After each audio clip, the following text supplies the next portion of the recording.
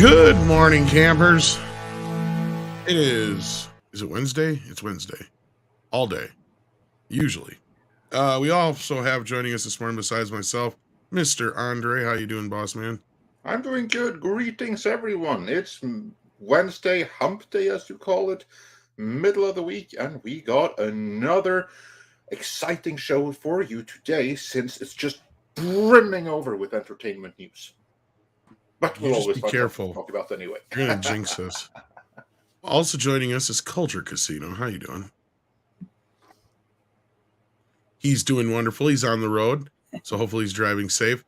Also with us, our mod extraordinary, Miss Six. How are you doing this morning? I can't even talk anyway.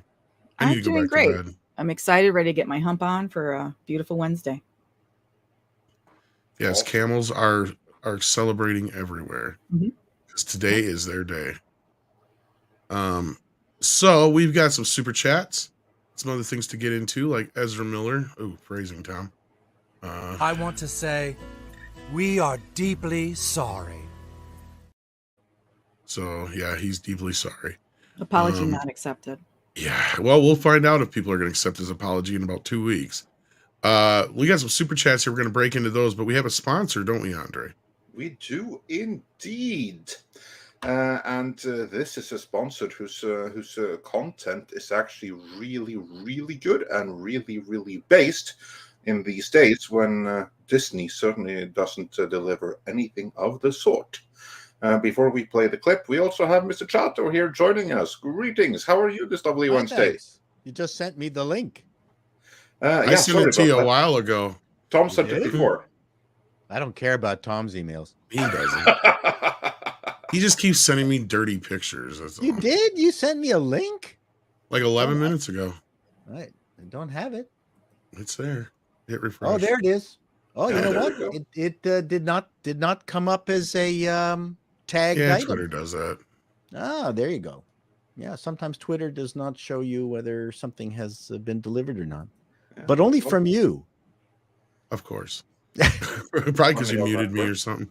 But you are here now. And that's I am here now.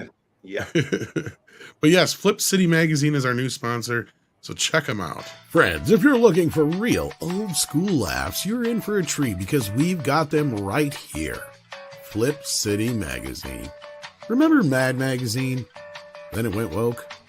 Well, don't worry. Flip City has no chance of going woke. That's right. 4 times a year, you'll get an actual printed magazine full of jokes, stories, comics, and more, all about today's pop culture, entertainment, and woke politics. Flip City takes terrible entertainment trends we love to hate with hilarious parodies of Lord of the Rings, Stranger Things, The Walking Dead, Star Trek, Hunters, and more. Trust me when I say there is nothing else like Flip City on the market. So subscribe today. It will be delivered in print, or you can even get it digitally if you're one of those wacky Zoomers. Either way, follow our link and sign up today, and if you put in midnight, you get an extra 10% off. Check out Flip City Magazine today. Yes, kids, we killed a tree just for you. So let's get into these super chats here. It looks fun. It looks good. It does. We want to thank Flip City for being our sponsor. Yeah, Callum Lyle has a string of super chats for us this morning. Thank you so much. Speaking of sponsors, it's almost like he's a sponsor as well. It says, I saw a leaked clip of Afro Mermaid and they race swapped with a shark. I'm serious. Great white sharks don't have stripes. Tiger sharks do. Any thoughts? I didn't see this. This is in the Little Mermaid movie, you mean?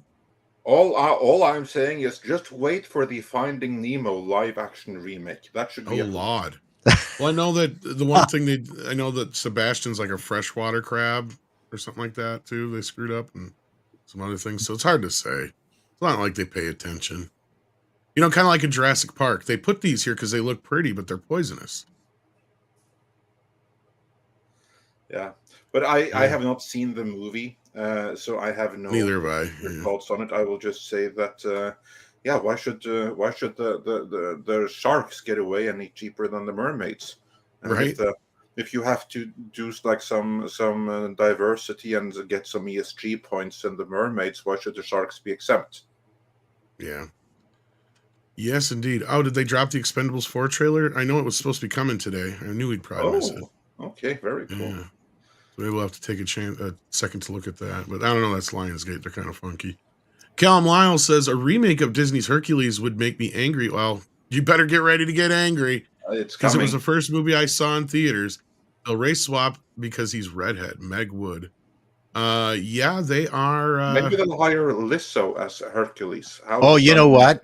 You'll probably get that chick who played the secret to everything in Solo. She's a redhead. I'll make a prediction that James Wood will not be in it. Well, yeah, probably not. Disney doesn't like him very much. But I actually did a video on Ginger Side yesterday. It's a real thing, guys. And I think you're right. I think we will lose the redheaded Hercules. That's actually a very funny movie. Who put out my hair? I mean, Woods was just fantastic as Hades. What are the chances that Disney could do some kind of like cross-pollination here? Because remember, in Thor, the movie of which we shall never speak of again, we saw a whole bunch of other gods. We had like Russell Crowe as Zeus, and I really liked him as Zeus. But in the end credit, we also saw Hercules, who was about to be sicked on Thor. What's a chance that Disney could do some kind of like cross-pollination there and mix their Hercules remake with a Marvel brand and like kill two birds in one stone? Well, I mean, that the movie got it wrong to begin with because it was Hercules is the Roman version of Atlas. So that's they've gotten that wrong for a long time. I mean, I was ready to protest the movie because it's not Hercules. Hercules is the Roman god. He's not Greek. Really? Yeah. You sure? Hercules is yes, because there's Zeus and Atlas are the two pairings. So you've got Zeus is the Roman pairing to Hercules.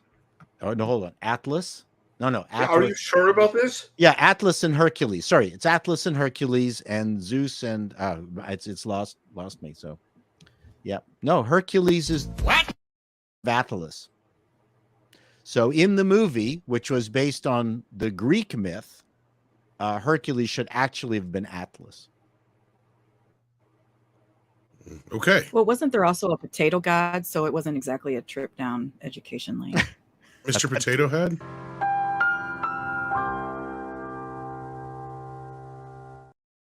I don't know if we earned that or not. My head's spinning. But since you brought it up, Andre, Chris Hemsworth admits Thor 4 was too silly. Well, I'm just reading it. I think he's now. got it backwards, but I'm not sure that's entirely accurate. Well, I'm much stronger in Norse mythology than I am in Greek and Roman mythology. I could be you're completely getting called wrong. out in the chat big time. So yeah, because as far as I know, Atlas was a Titan, and Hercules is half human. Absolutely like one of the absolutely like what was like a demigod, like one of the sons of Zeus, which would make him Greek. Now that doesn't mean that the Romans didn't have him, because the Roman mythology was basically a remake of the Greek mythology. I'm pretty sure that the Greeks had Hercules. I'm happy to be wrong. And so is Chris Chat's happy Hemsworth you for are doing too. Thor 4. Sorry, what did you say, 6? I said chat's happy you're wrong too. Oh, jeez. Anyway, as Andre was saying, I don't think we're going to get a Thor 5. At least not anytime soon. But yeah, because Chris Hemsworth admitted that it was dumb and a bad movie in so many words. Yeah. Then he throws a pity party that he'll never be in a Tarantino or Scorsese film. At least that's what he thinks. I don't see him being in a Tarantino movie anytime soon, but you never know with Scorsese. Yeah, well, I think that Marvel are going to have to get their shit together before there's a Thor 4, because Chris Hemsworth, Thor 5, yeah. Oh, and 5, sorry. Well, actually, everyone is going to deny that this movie ever happened. So Thor 5 is functionally going to be Thor 4. It's kind of the week to poop on Thor movies, because didn't Anthony Hopkins make a disparaging comment about acting in the Thor No, movie? I didn't hear about this. Exactly Oh, what he really? said. Something Oh, about wow. how the acting it didn't count, or it was comical or something like that. I can't remember exactly what he said, but it wasn't It's a flattering. paycheck, basically. Yeah, Yeah, it's to a him. paycheck. Well, And just to round that, Paul, you do get 1 point though, because Sior the Barbarian, and he sounds like someone who knows, and this is also supported by Darth Loser, says that Hercules is Roman, Heracles is Greek. Okay, there you go. Yeah, so yeah, I see where you're coming from. So you do have a point then, in that the name Hercules is Roman. Correct. But, yeah.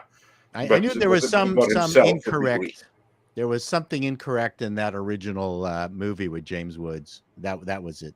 Thank you. Oh yeah. screw you, Hercules. I'm going to be Hercules again. You know I'm supposed to play this forever.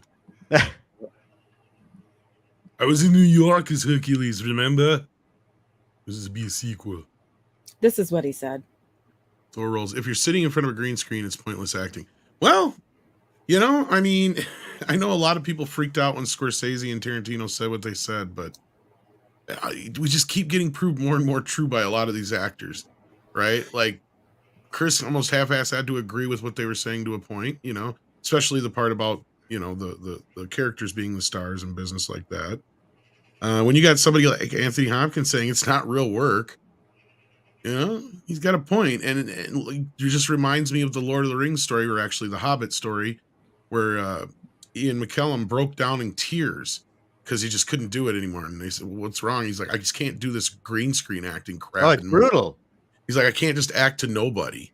Because Yep. at least in the first film, it was all like eye tricks and stuff. There was very little green screen work.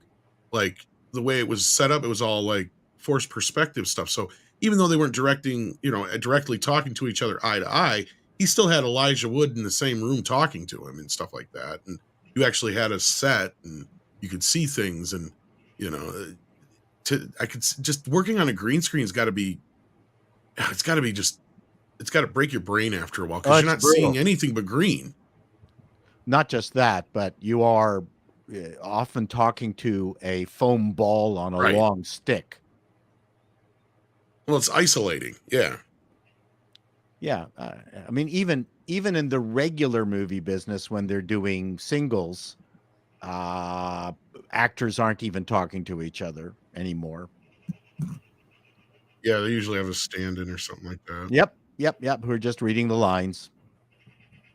I've directed that stuff. It's tough. It's tough to get your head around. That's one of the amazing things about, these silly movies, which is also another reason why I advocate for the return to having more of the alter egos of these characters in the actual movies. I'm tired. I'm tired of not seeing Dr. Blake as Thor. I'm tired of not seeing, Banner. I'm tired of not seeing Tony Stark in his own. Well, Blake's been almost completely forgotten. I mean, he's not even part of the, And the thing is, back in the good old comic book days, you waited for the transformation. That was the fun part. The longer they extended the excuse to see your favorite hero in all their glory was what made the comic books engaging and interesting. Clark Kent is gone. Bruce Wayne is like missing in action. Well, you're not wrong, because it was almost like you earned it. Like the Incredible Hulk TV show as a kid is always a reminder of that. Exactly. Because you had to sit through like a half hour or 20 minutes of a show before you get the Hulk twice a show. Right. And that's all you knew you were going to get him. So when it happened, it was like, okay, you don't want to miss it. Right.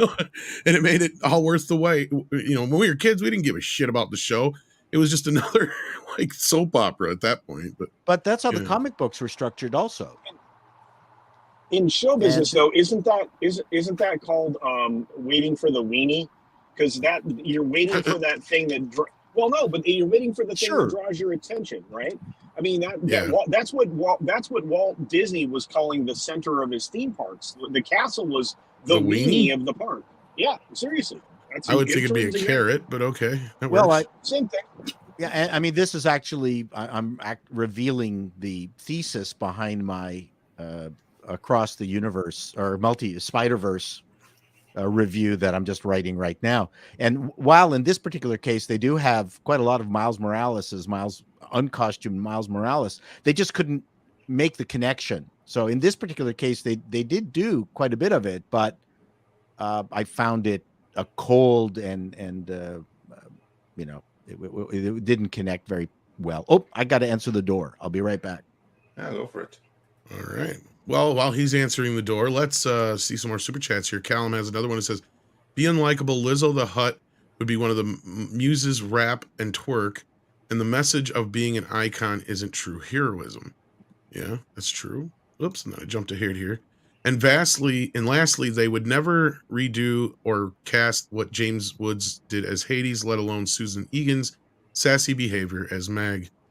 Lucasfilm just got sloppy with the UK government and is threatening to seize all the assets of the Acolyte production due to mishandled financial paperwork. We were talking a little bit about this morning, I guess. Culture, you discussed it a little bit, didn't you, before the show? Is this what was going on with Lucasfilm? We talked about it backstage, and I'm not sure we can do it justice. This is a newly released article coming from That Park Place, which is of course the physical manifestation of WDW Pro in news form. But to be fair, it does look like they were trying to do some financial shenanigans, moving a financial reporting period, and they probably didn't file the correct paperwork. But yeah, the consequences could certainly be exactly what you think they would be, which they would lose their assets to the crown. But it could be that it also could signify that they're ending they're ending the show after season 1 and not pushing forward. But that's speculative. I like I said, we won't know more until they actually fix whatever snafu actually occurred. Yeah, I have not had the time to look into this in any level of detail here. But my understanding is that this is mostly a technicality. It is some forms that have not been filled in correctly or not filled in on time or some technicality, and that they will come in and seize assets. The Crown will do that. But that is kind of like your last resort. If like something like that happens, then generally the way out of it is resubmit the papers, and then it tends to go away. But again, I don't know the details of what the problem is here. What I will say, though, is that just like our good friend Kamran Pasha has been saying the whole time, something is fishy about this production. I am not saying that it's not real or anything like that, but I am saying something is fishy, because stuff like this, as a general thing, doesn't happen. Disney has UK offices. They have UK accountants that know exactly what is required in the paperwork, when it's due and everything like that, which is why you don't have these reports coming out from every other production. Because this is generally not an issue. I mean, yeah, these tax documents and everything, it's complex. And you know who has the money to deal with complex stuff like that? Corporations like Disney. They hire people to make sure that this kind of thing isn't a problem. On this production, we have now had this thing right here. And before then, we had this high-profile producer also suing the company because she was allegedly offered a job, and then they rescinded the offer after she declined this thing with Apple, which only goes to show that there is something off with this production, one way or the other. I will not speculate as to what is wrong here. Many people have done a great job covering it, including Valiant Renegade, including WDW Pro, including Campbell, who wrote the article in question. But something is wrong with this production, because there have been so many technicalities, so many things that have just gone wrong here. And then I mean, like, stuff that you would expect from an indie production of people that haven't done this before, who don't know what they're doing. Like, for instance, if you have like Leslie Headland completely running the show on her own, then I would expect stuff like that to happen. But that isn't the case. This is something that is under the wider Disney umbrella, and they have staff in place to make sure that things like this doesn't happen. And yet it does, and that's fishy. And I can't wait for more information to come out about exactly what's wrong here. And it will, eventually. That's going to be a fun to dig into. All right, and we have joining us now Mr. Script Doctor. How you doing? Oh, doing okay. Had some transportation troubles this morning, so I'm probably going to be bouncing in and out during the duration of the show, but happy to be here and participate with you all and see everyone in the chat. Good to be here. Glad to have you. And we have another super chat here from Callum Lyle as we're moving along. Do you think it's funny the Diablo 4 came out during Pride Month? I didn't know there was a Diablo 4. That shows you I'm not a gamer. I don't. Diablo 3? Is it just as funny as, say, The Flash, and what's the other movie that's coming out in a couple of weeks after The Flash? Transformers. Is it funny that they're coming out during Pride Month? I don't understand the correlation. I think it's vice versa. You have like there's a contingent of those that believe that there's demonic or occult aspect to Pride. And then you have a game with devil in the title. So I think that's your connection right there. Oh. Yeah. But that's not nothing that I know too much about. Certainly not this game, that I can comment on it. But is it funny? Well, yeah, it's funnier than anything else coming out in this time, I guess. So yeah. It seemed more like Pride Week because everybody kind of gave up their rainbow flags. And which is very interesting, and that we can thank Bud Light for. Yes. I decided to say fuck it and go along with it, and I put up my gray Pride flag. But that allows me to yell at things all month. Yeah, but this is exactly what I said in our Bud Light video, which now has 650,000 views. Let's try to get it to 700,000. That this right here is an inflection point. And I use that term deliberately because this is where the audience and consumers everywhere can inflict a message upon the companies, and they were listening. And I have also noticed, even here in Norway, there's far less rainbows than I would have expected. Oh, there's still some very much in your face, but all this corporate celebration, there really isn't so much of it. I think that many of the companies that were expected to go all in are deliberately a little bit more subdued now. And that I think we can thank the Bud Light effect for. So nice going, Heinrich. Yeah. Then we got Dr. Longdongler who sends us a super sticker. I'm willing to bet it's a thumbs up. Thank you so much for that, Dr. Longdongler. Hit that thumbs up if you haven't already. We got STR Red Wolf who says, hail all. With what's going on with Disney and its history catching up to it, I wonder what the over-under is on them hitting bankrupt by the end of the year. Oh, they're not going to hit bankrupt. No, not that. No. You got to separate yourself from the idea that Disney's ever going to become bankrupt. It's never happening in your lifetime. No. And not only that, they're too big to fail in a sense that they're much bigger than people realize. Like, they're not just one thing or two things. They have multiple revenue streams compared to other studios. The thing we haven't talked about too much, for instance, are the ships. Because we've been talking about the park attendance, which is down, merchandise sales, which are down, the movies, which are way down, the comics, which are borderline non-existent. But the ships are doing just fine. And just the ships would actually keep Disney, not in its current form, but a version of Disney afloat. So they're not going over. And some clarification before on the Diablo thing. I guess what they're asking for is because Xbox changed their Pride color logo to the Diablo 4 logo, and Pride people are not happy about it. That's what the deal is. Oh, okay. Okay, so They're not allowed to advertise anything but Pride this month, evidently. So note to every company, don't launch anything in the month of June. Yeah. Too bad no one told Hollywood, because they're packed to the brim of releases this month. Right. Ryan Bannon says, Disney possibly selling Lucasfilm back to Lucas. Dear God, yes. I've been hearing this rumor. I'm sorry, I put zero. It holds no water. There's no way they would part with Lucasfilm. I don't think George wants it back. And yeah, why would George want it? He's like 90 years old. What's he going to do with it? He's probably do the exact same thing that Cameron did when he got Terminator back. He'll lease it for straight back again. Yeah, right back to Disney or something. Yeah.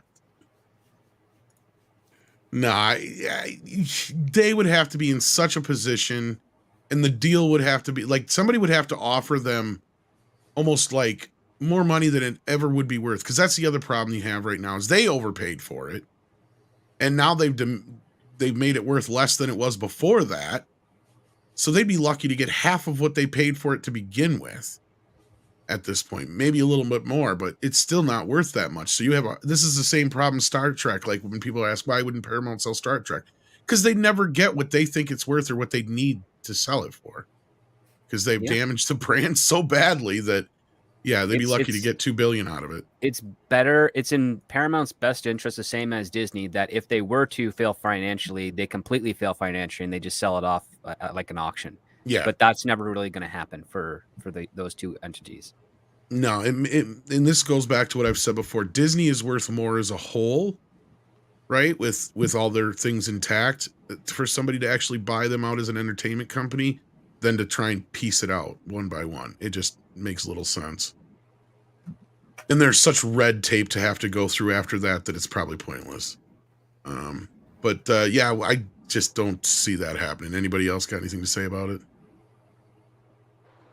There's no way to entice Lucas into taking Star Wars back. As far as Lucasfilm being for sale, the value is so diminished. I don't see an exchange. Just like you mentioned, I don't see Trek doing it either. They've destroyed these brands, these incredibly valuable IPs, making them nearly valueless. So I wouldn't be able to see anybody paying what they're going to demand for it. I think. What do you think Lucasfilm is worth now? That's a better question. You think it's worth what? Not even $2 billion. Now? Yeah, I was going to say not even $2 billion anymore. I agree with some less than $2 billion. Remember, Disney's number crunchers, they decided that it was worth $3.75 billion in 2012, 13, thereabouts, when the deal was about to be made. That's what they figured it was worth. And then they overpaid because Lucas wanted the Marvel deal. The Marvel deal was $4 billion. So to make him happy, they paid $4.05 billion, which is that they basically overpaid by $300 million, which means that it was really pressure there to perform. And it hasn't. Yes, the company is arguably worth less now because there's less interest in the brand. There is brand fatigue and there's brand damage.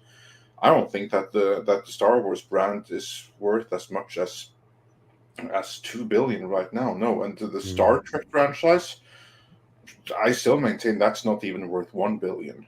So no one is going to sell that either, because if they were to sell it and someone else were to fix it, they would be better off just keeping it and saving themselves from that embarrassment. And then Aurora Uplinks just sent a $5 super chat and disagrees and says they didn't overpay. They got big studios and IPs, and if anything, they are probably not offering back all the technologies and ILM to make films with a price. Not really when you stop and think about what they paid for Marvel compared to what they got out of Star Wars.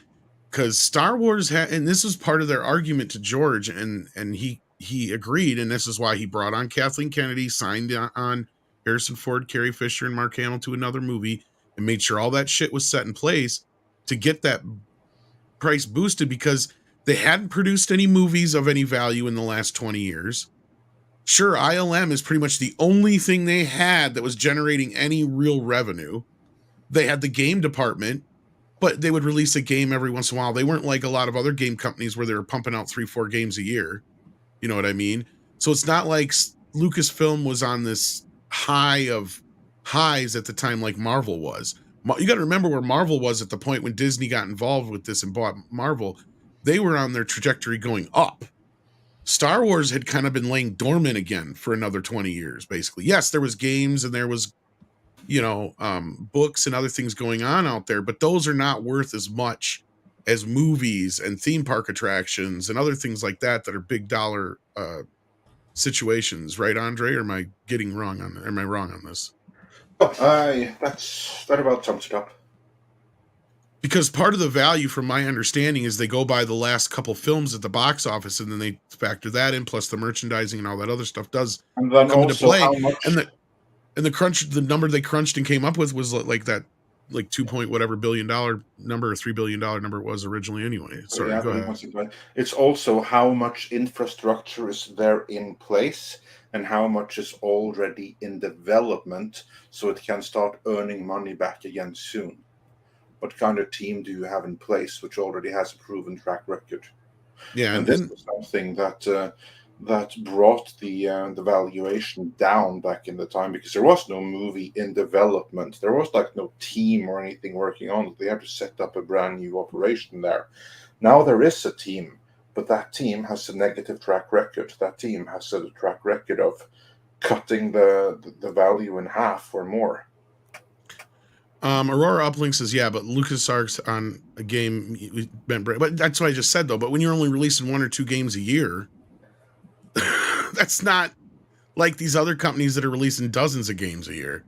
And when you only have a couple of franchises, that's, not a lot. I mean, and also that game has to, the development of that game also has to be recouped before there's any profit of it. This is what people have to keep in mind. Disney still haven't profited on their Lucasfilm acquisition. This, from everything we have heard, is still in red. They have not earned back the $4.05 billion they invested, because when you think of all the movies and everything like that, well, they have to pay themselves first before their pure proceeds can go towards justifying the Lucasfilm expenditure in the first place. Now, Marvel has paid for itself many times over. Lucasfilm has not. So of those 2 investments, which were pretty much exactly the same outlay for Disney, one was widely successful, namely Marvel, and one was anything but, and that's Lucasfilm. Well, and I got to Marvel is cratering, but before they did, they had already recouped that investment several times over. And I mean, people keep bringing up the toys and in the games and the books. Those did not generate the kind of money at that point that people think they did. Like when you have a movie compared to just a game you're tying something to, or a book, the difference is huge. Like look at the amount of stuff they had for all the prequels compared to the Interium. You were lucky if you could find some classic toys and stuff, like I said, that tied to a novel or a game here or there, but they weren't selling those like they were the when the movies were coming out. I get it. Star Wars was still popular when they bought it, but they crunched the numbers. It wasn't worth the amount of money George Lucas wanted at that time, and now Disney has made it worth less.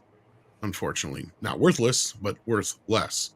I mean, of course, somebody could argue that it's worthless. Anyway, speaking of Star Wars, while we're on the topic, we got an Ahsoka trailer this morning. So how excited is everybody for the Filoni verse?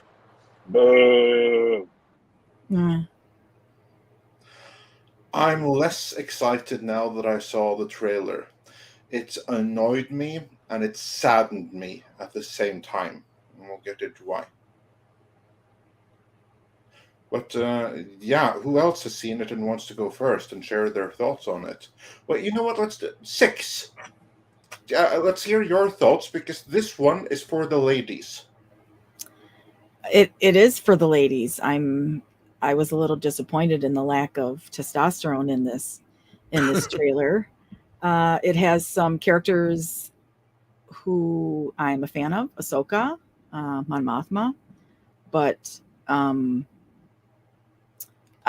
don't have the same emotional tie to them that I would if they had some strong lightsaber swinging men in it, which doesn't come until the end of the trailer. So it didn't really grab me in the beginning. It's just kind of a meh. And then I posted on Twitter and somebody commented that it's just a TV spot. I don't really know the difference between a trailer and a TV spot. It's a commercial for a movie, or excuse me, for a TV show. So I'm going to be very excited to see the first episode, but I don't think I'm going to enjoy it. But I'm not going to get my heart broken again. I'm done with. I poured out my glass of Filoni Kool-Aid. All right. Culture, since you're next down the line. Well, I'll just say that the reactions while we watched it together earlier were not positive. So. And I wasn't interested in the show anyway, knowing the background behind it.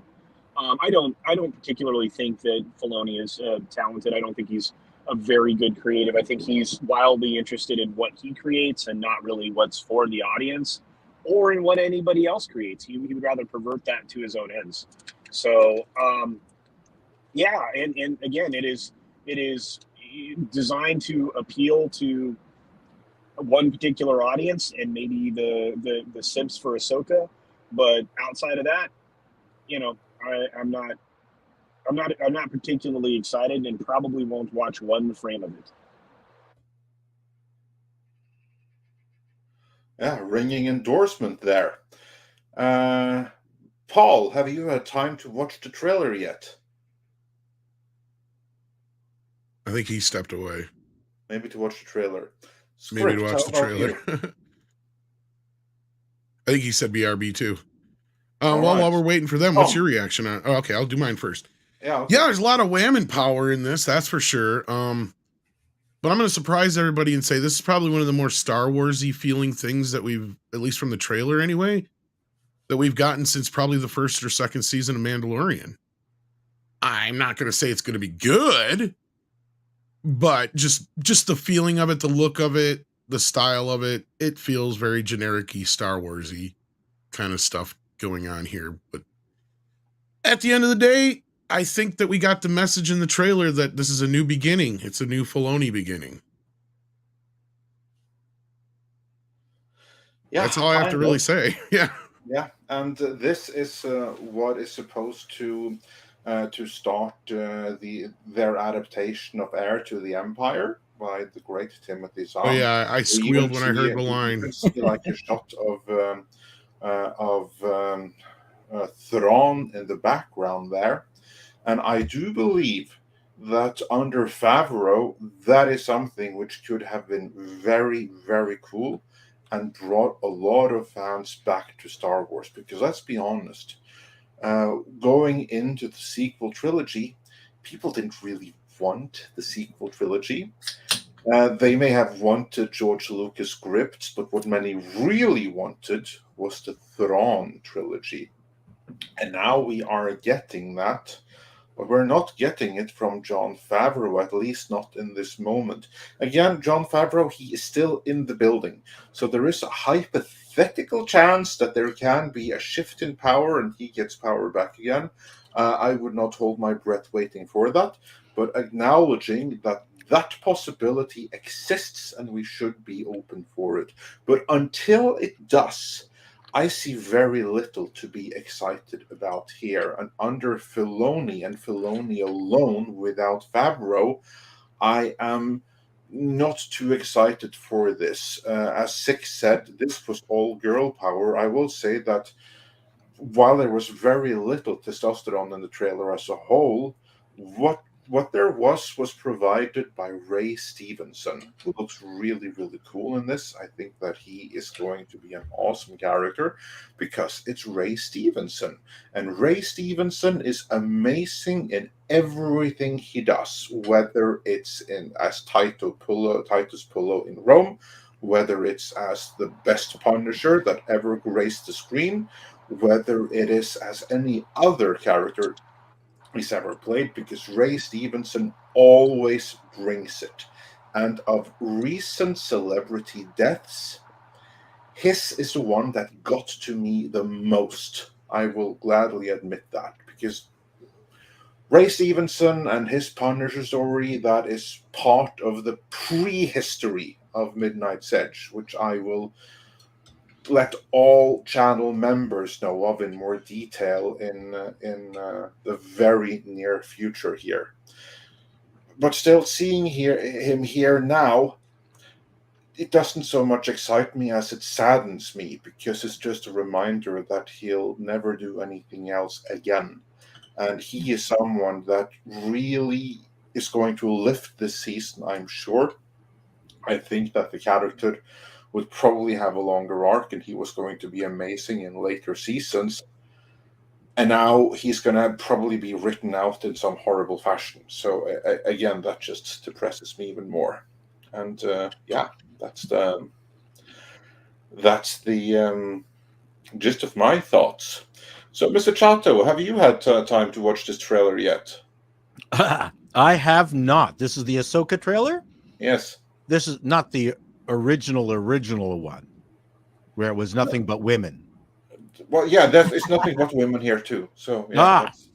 Well, yeah, and there was only the bad guys were all men.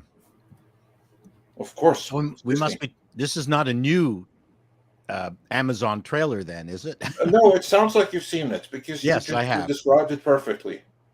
Yep, I mean, I love the character of Ahsoka. I mean, and the actress playing it is fantastic. But you know, it again. Do we need more girl power? As a guy, I'm tired of all this girl power. But maybe it serves Star me Wars right. Power. Pardon me, what? We need more Star Wars power. Yeah, we need more Star Wars. We don't need it specific. They don't need to throw a bunch of women on screen in order to make it appealing to the masses. They need to put Star Wars characters on the screen. Yeah, and it's no fair, because us guys came up with all this stuff, and we made a bunch of characters about us, and now all these girls are like trying to take our clubhouse away from us. I made the clubhouse. Go away.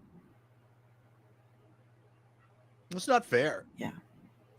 Well, and I'm surprised by Tom's reaction. This is the most optimistic, or least pessimistic, I've heard him talk about Star Wars in a long time. He's still going to hate it, but. When's it coming out? October, August. Oh, so a long time to wait. Yeah, Disney has a long time to brace themselves for their next flop.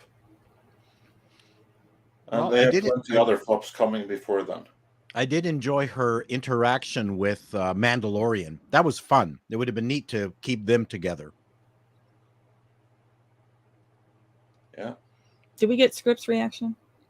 Not yet, because he had to step out. I don't think he has stepped back in yet. Yeah, we might have a kitchen countertop disaster going on, so I might be ducking in and out. So yeah. Well, let's move on here in the meantime, because I really don't think there is much else to say about this. Girl bosses everywhere, and that just about sums it up, doesn't it? I'm just asking, what made it news again? Because that trailer's been around for a bit. Did I miss something? Well, it could be a new trailer, but if they're both honest and representative about their show, it's going to be like the same thing. Girl bosses and Ray Stevenson. Well, what we need is acolytes versus these girl bosses. See, that would be good. No, what we'll be getting is acolytes versus the audience. That's already happened. That's already happened based on the Disney preview, the big show they had in the UK. So, no, it's always against the audience. The audience is the bad guy. Yeah, we're the enemy. We are the Thanos. We just need to get those. We all need to get those gloves and some jewelry. Those lovely jewels that let us rule the universe. We need that. We need accessories. Indeed. But we also need to move on. So let us do that with a couple more super chats before we get into the flash here. Chap Rocknarin says for $5. Sup guys, for your information, I've just been informed that the post world is hurting here in New York. A lot of people are taking major pay cuts, furloughs, etc. Oh, that's not just New York. That's plenty people across the board where the economy has been mismanaged. So yeah, but I would imagine it's not any better in New York than anywhere else. And then Andrew Pitko says for $5, which would go down in history as the bigger financial disaster for Disney. Oh, this is an interesting one. Michael Eisner's Euro Disneyland or Bob Iger's Disney Plus. Cultured, are you with us? And do you have any thoughts on this? Unfortunately, I have lost my earbuds and it's starting to rain. So I wish I could answer that question because it's right in my wheelhouse. But hopefully I'll be able to do it justice. I believe what's going on right now is far worse than anything Eisner brought upon the company. This is closest or likely is the lowest point for the company since possibly its early years. And there is no positives upcoming on the balance sheet. I don't see any success in anything. And as the park attendance has fallen off, and even as you mentioned, the cruise business is starting to fade. I believe that I believe this is the lowest point for Disney in a very, very long time.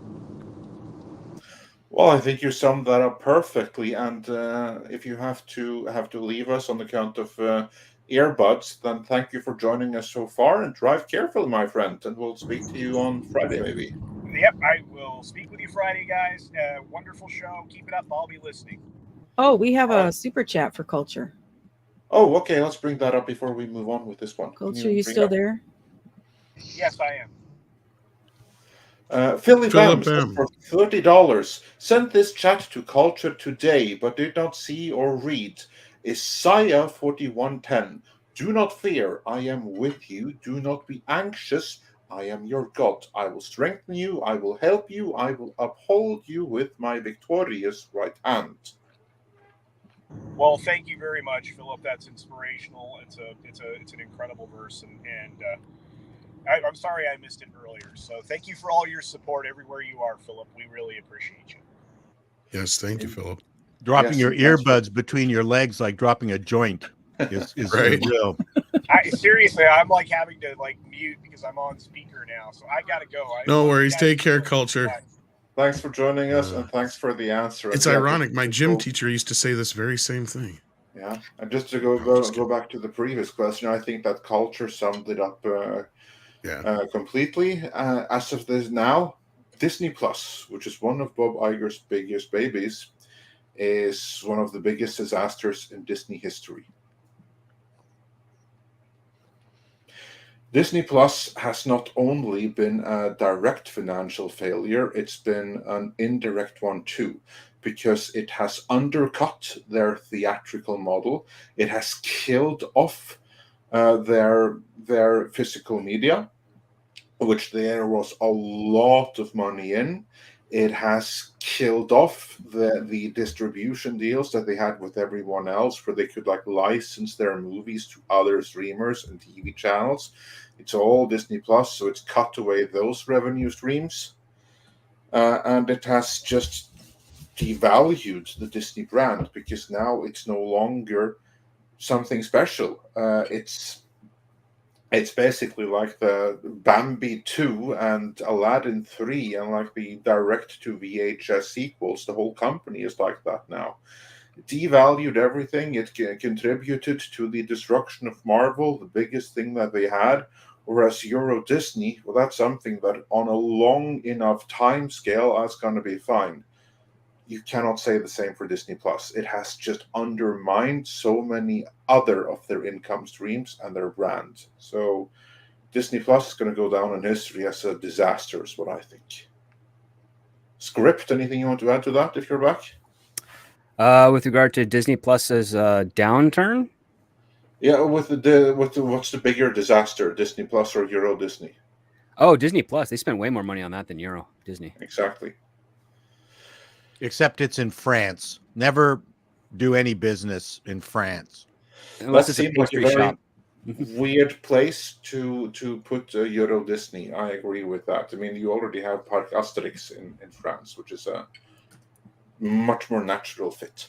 And then we have a question or information for you, Chato, from Callum Lyle, who says for $5 Australian, Chato, Atlas is a Titan and Hercules is a Roman name and Heracles is the Greek name. We did find that out, but thanks for the clarification nonetheless. We do. We're talking about the appreciate Romans stealing the Greek gods and naming them like Jupiter and Zeus and Ceres and all that stuff. that. Yes. Correct. Okay. Correct. That's what we were talking. I couldn't remember. So, I mean, Zeus is Jupiter, Poseidon, Neptune, Hades, Pluto, Hera, Juno. Athena is Venus, I think, or maybe it's the other way. Some other Aries Aphrodite. is Mars. Yep. Sailor Jupiter. Sailor Venus. Can't remember who Uranus is.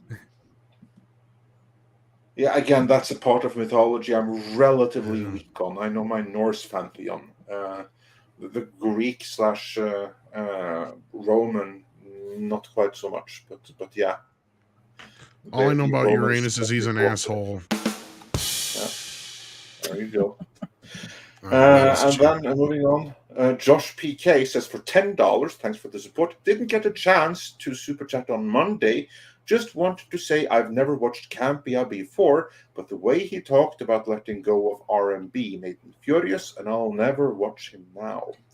Yeah, that did piss a lot of people off, and yeah, Chato, you also had like a very strong reaction to that, which I don't blame you for. You know what? I had never watched Campia after your show or our show. I went and watched a bunch of his videos. I find his character very sanctimonious. It's not the kind of movie reviewer I would watch. No, and he's from what we've heard, he's like that in real life times 10. Of course, he's off camera. He's he was kicked out of Canada. That's what you got to be pretty bad to get kicked out of Canada, huh? Yeah, there you go. Along with Ted Cruz. Now it has been they kicked him out like mere hours after he was born. That's how much they didn't want him around. He's like, greetings and salute. Whoa.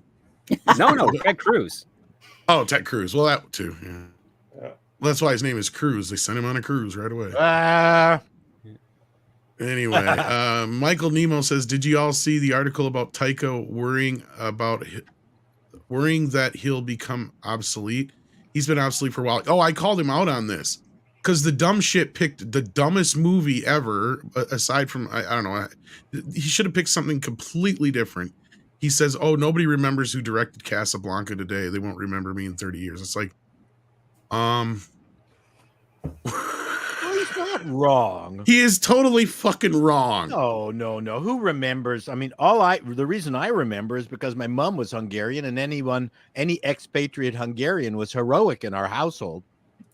You're looking at a completely wrong perspective here. I get what you're saying. Casablanca is considered one of the greatest films of all time. It is almost 100 years old and is still around. It ain't going nowhere. Yeah, but you're talking about the general population doesn't know that Michael Curtis directed that. It's not the point, though. The movie's still going to live. That's exactly the point that Taika's making. Not really, because nobody's going to be watching Thor in 30 years from now. That's my point. He's fucking stupid to pick that movie. Well, not Thor, because obviously those are different. But Jojo Rabbit people might be watching. It's quite a good movie, and it's got its fans. It's nowhere near the level of Casablanca, but it's a very touching film. I think a better comparison would have been nobody's going to remember who directed Ishtar in 30 years. Exactly. That's a better one right there. Six knows what I'm getting at here. Yeah, but technically I don't disagree with him. Yeah. Might as well have said nobody's going to remember who directed Citizen Kane. What the fuck is the difference? They're both just as revered. I would say that more people know who directed Citizen Kane than Casablanca. See, now we're getting into semantics, so that's the problem here. The point he was trying to... Casablanca, Curtis was a journeyman director. He also did Robin Hood and shit, too. It's not like that's his only movie. He cranked them out. He was from the Hungarian industry and just came to Hollywood and was able to... Hungary had a very vibrant film industry before World War II. My mom was an usher. She told me all about it.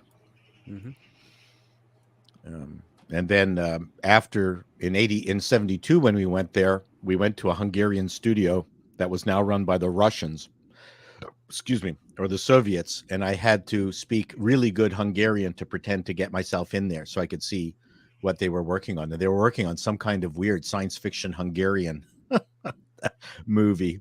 It was fun to watch the sets being built. So anyway, useless bit of information. Go on, please. Yeah, moving on. We'll do a couple more super chats, and then we'll start getting into the Flash reviews. Well, speaking of Thor 4, Dale Grimes says Thor 4 was a waste of a good story and good actors. The God Butcher storyline was epic in the comic book. Absolutely. It was also a waste of some really cool characters in there as well. So, yeah, just a waste across the board. Yeah, even Thor himself repeated that it was just too silly. Yeah. Chris Hemsworth. Yeah, we talked about that before. Yeah. And Pilgrim Media says, I miss the Disney World e-ticket days. Well, I would think you would miss other things with Disney more than the ticketing system, but yeah, to each their own, I guess. And Doug 1985 says for $4.99, please guys, while on YouTube, start streaming on Rumble and other streaming platforms now. 2024 is most likely going to be crazy with censorship. Yeah, it always is, which is why we always have to watch ourselves. And yeah, I think we can start doing more simultaneous streaming as it is right now. I think he means it's because it's an election year. Yeah. I think that's the reference. Yeah, it's going to get pretty wild when we come to that. That I am certain. Of that I am certain. I mean, free and fair. So, of course, didn't YouTube just change their policy on election fraud coverage? They did something about it. So, are we now allowed to comment on that? Yeah, are we allowed to comment on that now? I would strongly advise rereading the terms of service of that first before making any. Yeah, I don't think I want to take those chances. Yeah. Anything Trevor Noah says is fine. Just follow that. Those are the rules. It's in the terms of service. 81 million, everyone.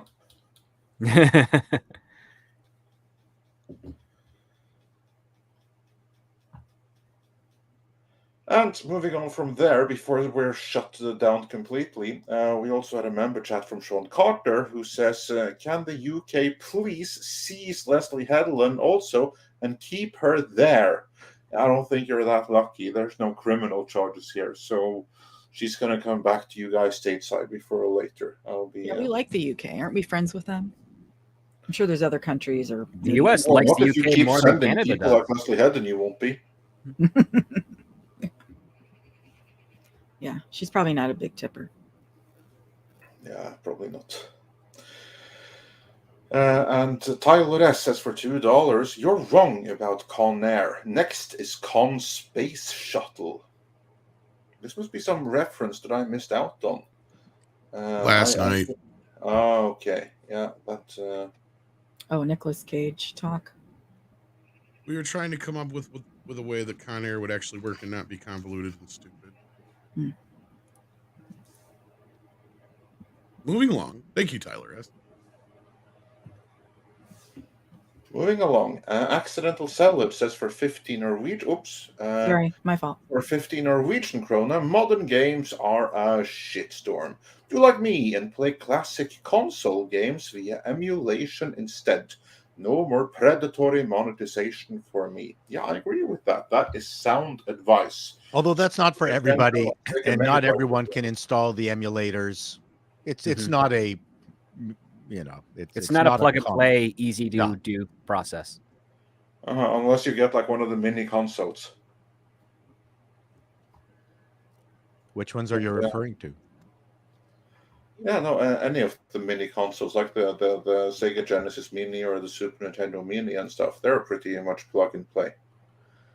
They're playing their own licensed games, though, right? They're Yes. It's an emulation, but it's still legal. You're not. Yes, but he doesn't say anything about illegal here. He says plastic game consoles or console games via emulation.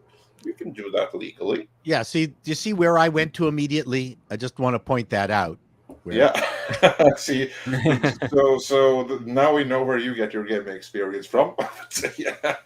It's not like I've never emulated borrowed cartridge code, but I felt badly while I was enjoying myself. Yeah. Or you can just use Surfshark, and then you can feel good about whatever you do. Is that your sponsor for today? No, that's not your sponsor today. No, but that's another sponsor. They're not the sponsor for this stream, but hey, if you want to not feel guilty by getting caught, then Surfshark is the way to go. And then, before we get into the main topics here, Aurora Uplinks has been a member for 13 months, and Michael Nemo says for $5, what were George's other options had he not sold to Disney? No. Tom, want to take us through this? What was the other alternatives for George Lucas and Star Wars and Indiana Jones and Willow beyond selling to Disney in the alternate reality where that did not happen? Where do you think Star Wars and Lucasfilm and stuff would be now? Fox might have ponied up maybe a little bit, but not much. Well, I don't know if that's the question. I mean, I think what Disney offered was the energy, at least at the time, to create new product out of the existing IP. I think George was spent. I don't think anything was coming out of Lucasfilm with George involved, and this was his opportunity to see more of his babies being born. Well, this was certainly the argument that Iger used, because Iger admitted this in his book, how he basically went to George and he manipulated him and told him that you have kids, but you don't have any kids that are going to continue your legacy. So why don't you just sell it to me and I'll continue your legacy? That was kind of like the argument that he used. But if he hadn't done that, what would have been George Lucas' options, scripts? What say you? I don't know. He wouldn't have had any options because he wanted someone that was very much into the family audience to take over the company. And if he had not sold it, which most likely would have been the case, he would have eventually passed away. And there would have been an estate war between his children over who gets ownership or how much ownership of Lucasfilm. And that would have been huge for the media to cover, to see who wanted what sort of rivalries were being done, if any. And it probably would have been broken apart and completely dismantled and never to exist in the same form ever again. Tom, anything you want to add to that? No, don't worry about it. I agree completely with Script's analysis here.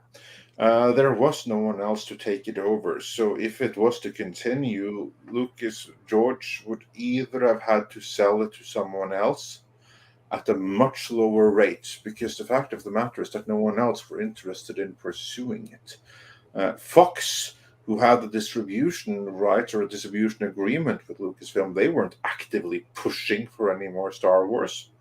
No one were.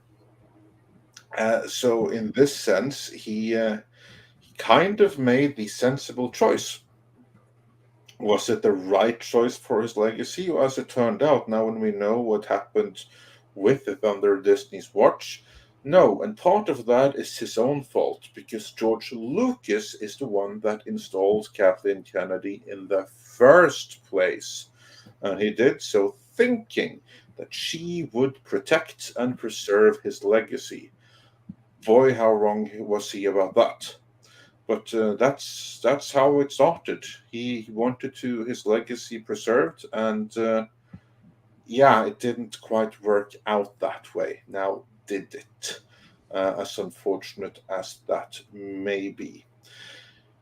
And with that, let us move into the main thought here, or main topic, I mean, because the Flash is upon us, and there have been a number of reviews coming out, and those reviews are quite positive, I would say, so far. It seems that many are quite ready to forgive Ezra Miller because he does so well in this movie.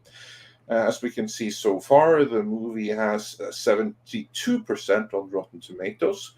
We will see how that continues, but the movie generally has gotten good buzz. Not perfect by any stretch of the imagination, but generally good reviews. So, does this mean it's going to be a hit? Will it open bigger than the last projections we heard, which was that it was going to flop completely with a $70 million opening weekend? Is this going to increase it? Will people be excited about seeing the possible sequels here? Script. That were many questions, but what do you think about all of this? He seems to be offline. He seems to be offline. Paul, what do Sure, you I'll about step all in this? here. So I watched, as it happens, I saw the trailer on the big screen while watching Spider-Verse, and the audience was very amenable to the trailer. You can always tell in a theater when an audience goes, "Oh my God," you can tell very quickly, right? It's one of the fun things about going to the movies and seeing the trailers and seeing just how badly people react to them. But people loved the trailer. They laughed at the jokes, and I've got a feeling that this is going to have a Guardians of Galaxy kind of trajectory. That's my sense. If the movie is as good as everyone says it is, then I think it's going to open lower than expected, because that just seems to be the theme these days. But I think it might have good legs. But again, it depends on what other movies are played against it in subsequent weeks, because Galaxy was pretty much on its own for 3 weeks, I believe. There was nothing else that it competed against. So that's my thought. I think this movie is going to win on legs. Yeah, I think that's a fairly sound analysis, that it may open relatively medium, and then it depends entirely on the word of mouth how many will go and give it a chance. Six, how about you? Are you excited to see the Flash? And are you ready to forgive Ezra for choking out pregnant women? I am not ready to forgive him. And when all that drama was going on with him, I was absolutely stalwart in saying, I am not going to see this movie. I'm not going to support what he did. I'm not going to support Warner Brothers' reaction to his behavior. And then I saw a trailer that was heavy on the Michael Keaton as Batman, and I said, "Oh, I'm gonna have to do some backpedaling." I am a huge Michael Keaton Batman simp. I didn't realize how bad it was until just a few months ago. So I am going to see the movie. I don't know if I'm going to be able to see it Thursday, but probably that following weekend. So as far as the box office, I don't know. I think a lot of the audience for The Flash will have already gone to see Little Mermaid and Spider-Verse, and are their parents going to take them to a third one? Even though The Flash's audience is going to be a little bit older. I'm sorry, what? Transformers comes out just before that too. Oh, that's right. Transformers comes out tomorrow, and then Flash next week. That's what I'm saying. Right? Like, so it'll still be playing. Yeah. So this is Yeah. first. But wasn't Michael Keaton great in the trailer? Like, didn't he give you the tingles? He could just stand there in that bat suit and woo! He knows how to play that character, doesn't he? Yeah. So, but what does it have to make? What was the production budget? Well, high, considering how many times it's been refilmed and refilmed over and refilmed over. This movie has gone through at least 3 major retoolings. Yeah. I don't think it's going to make It was it. higher than Ezra Miller. Yeah. This movie right here, again, this has a budget in the Indiana Jones and the Dial of Destiny range, which means it has a budget in the Avatar range. This movie right here is going to have to earn like 700-800 million just to break even. At least, because it's been reshot like 3 times. Yeah, I think it's an $800 million break-even movie. Wow. At the bare minimum. You have to remember, they had to pay 4 previous directors before Andy Muschietti got on. Yeah. But I don't. This thing does not have the oh god damn it, the Kathleen Kennedy movie stink. No, it's actually, but you're wrong. Actually, it doesn't have Kathleen Kennedy, but it has another Kathleen Kennedy. It has the stink of Ann Sarnoff, and Ann Sarnoff is the Kathleen Kennedy of Warner. And it was her intention, and this was the original purpose of this movie. It was going to make the DC universe safer and more inclusive by erasing Superman from existence. So it was always Supergirl, leading into the now cancelled Supergirl movie. Cancelled Supergirl movie. And the next one was also going to establish Michael Keaton's Batman as the new canon Batman, but he's too old to be that. So he would then train Supergirl to be his replacement, so that the new, safer and more diverse DC Trinity would be Batgirl, Supergirl, and Wonder Woman. This was the original plan, which is why, as Tom has pointed out, a big chunk of this movie is remaking Man of Steel, only with girl boss Superman rather than actual Superman, because that was problematic. So yeah, this movie is not made by Kathleen Kennedy, but in a sense it might as well have been. Yeah, although I hear Supergirl is good in this. Oh yeah, I'm sure she is. But still, it's like the intention was for her to completely, irrevocably replace Henry Cavill and be the new Superman going forward. Yeah. How does that tell you that in the Snyderverse, basically Supergirl had to be raised in isolation to not be as much of a murderer as Superman? All I can say is thankfully Ann Sarnoff isn't around anymore. Yeah, that was one of the best things that the Orange Man of Hollywood did, namely David Zaslav. One of the first things he did was fire and humiliate Ann Sarnoff on her way out the door. There was no mercy there. She was absolutely shit-canned. And that was a brilliant move for Warner, because she was running that company into the ground, just as Kathleen Kennedy had been. But she was stopped before she could do any real damage. And this movie has also been retooled, at least in the cheapest way it could be retooled after the previous retooling, because by that point they had spent quite enough money on it already.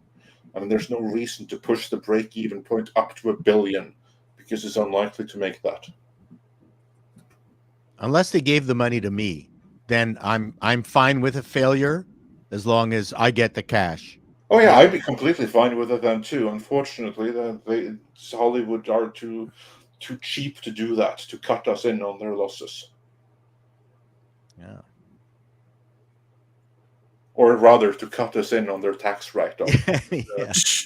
As you see here, as I flipped over to the top critic score, it's not quite fresh. No.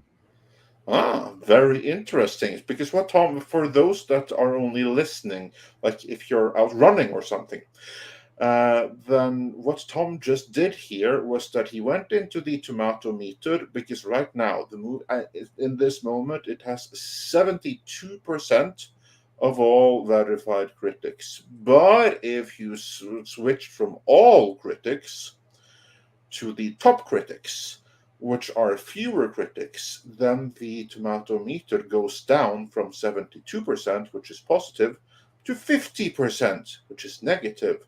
So only half of top critics like the movie. That's what that means. Yep. So we'll have to see how the audience reacts. I mean, we've had a ton of preview showings of the film already. In fact, Paulie, I saw in the chat earlier, saw it last night. He seemed to enjoy it. Quite a few other people have seen it, and for the most part, enjoy it. There's varied reactions to what they enjoy and what they dislike, though. That's the thing. Because like a lot of people are pointing out that Ezra Miller is supposedly the best part in this movie. Well, that's not good for people who don't want to see it because of him.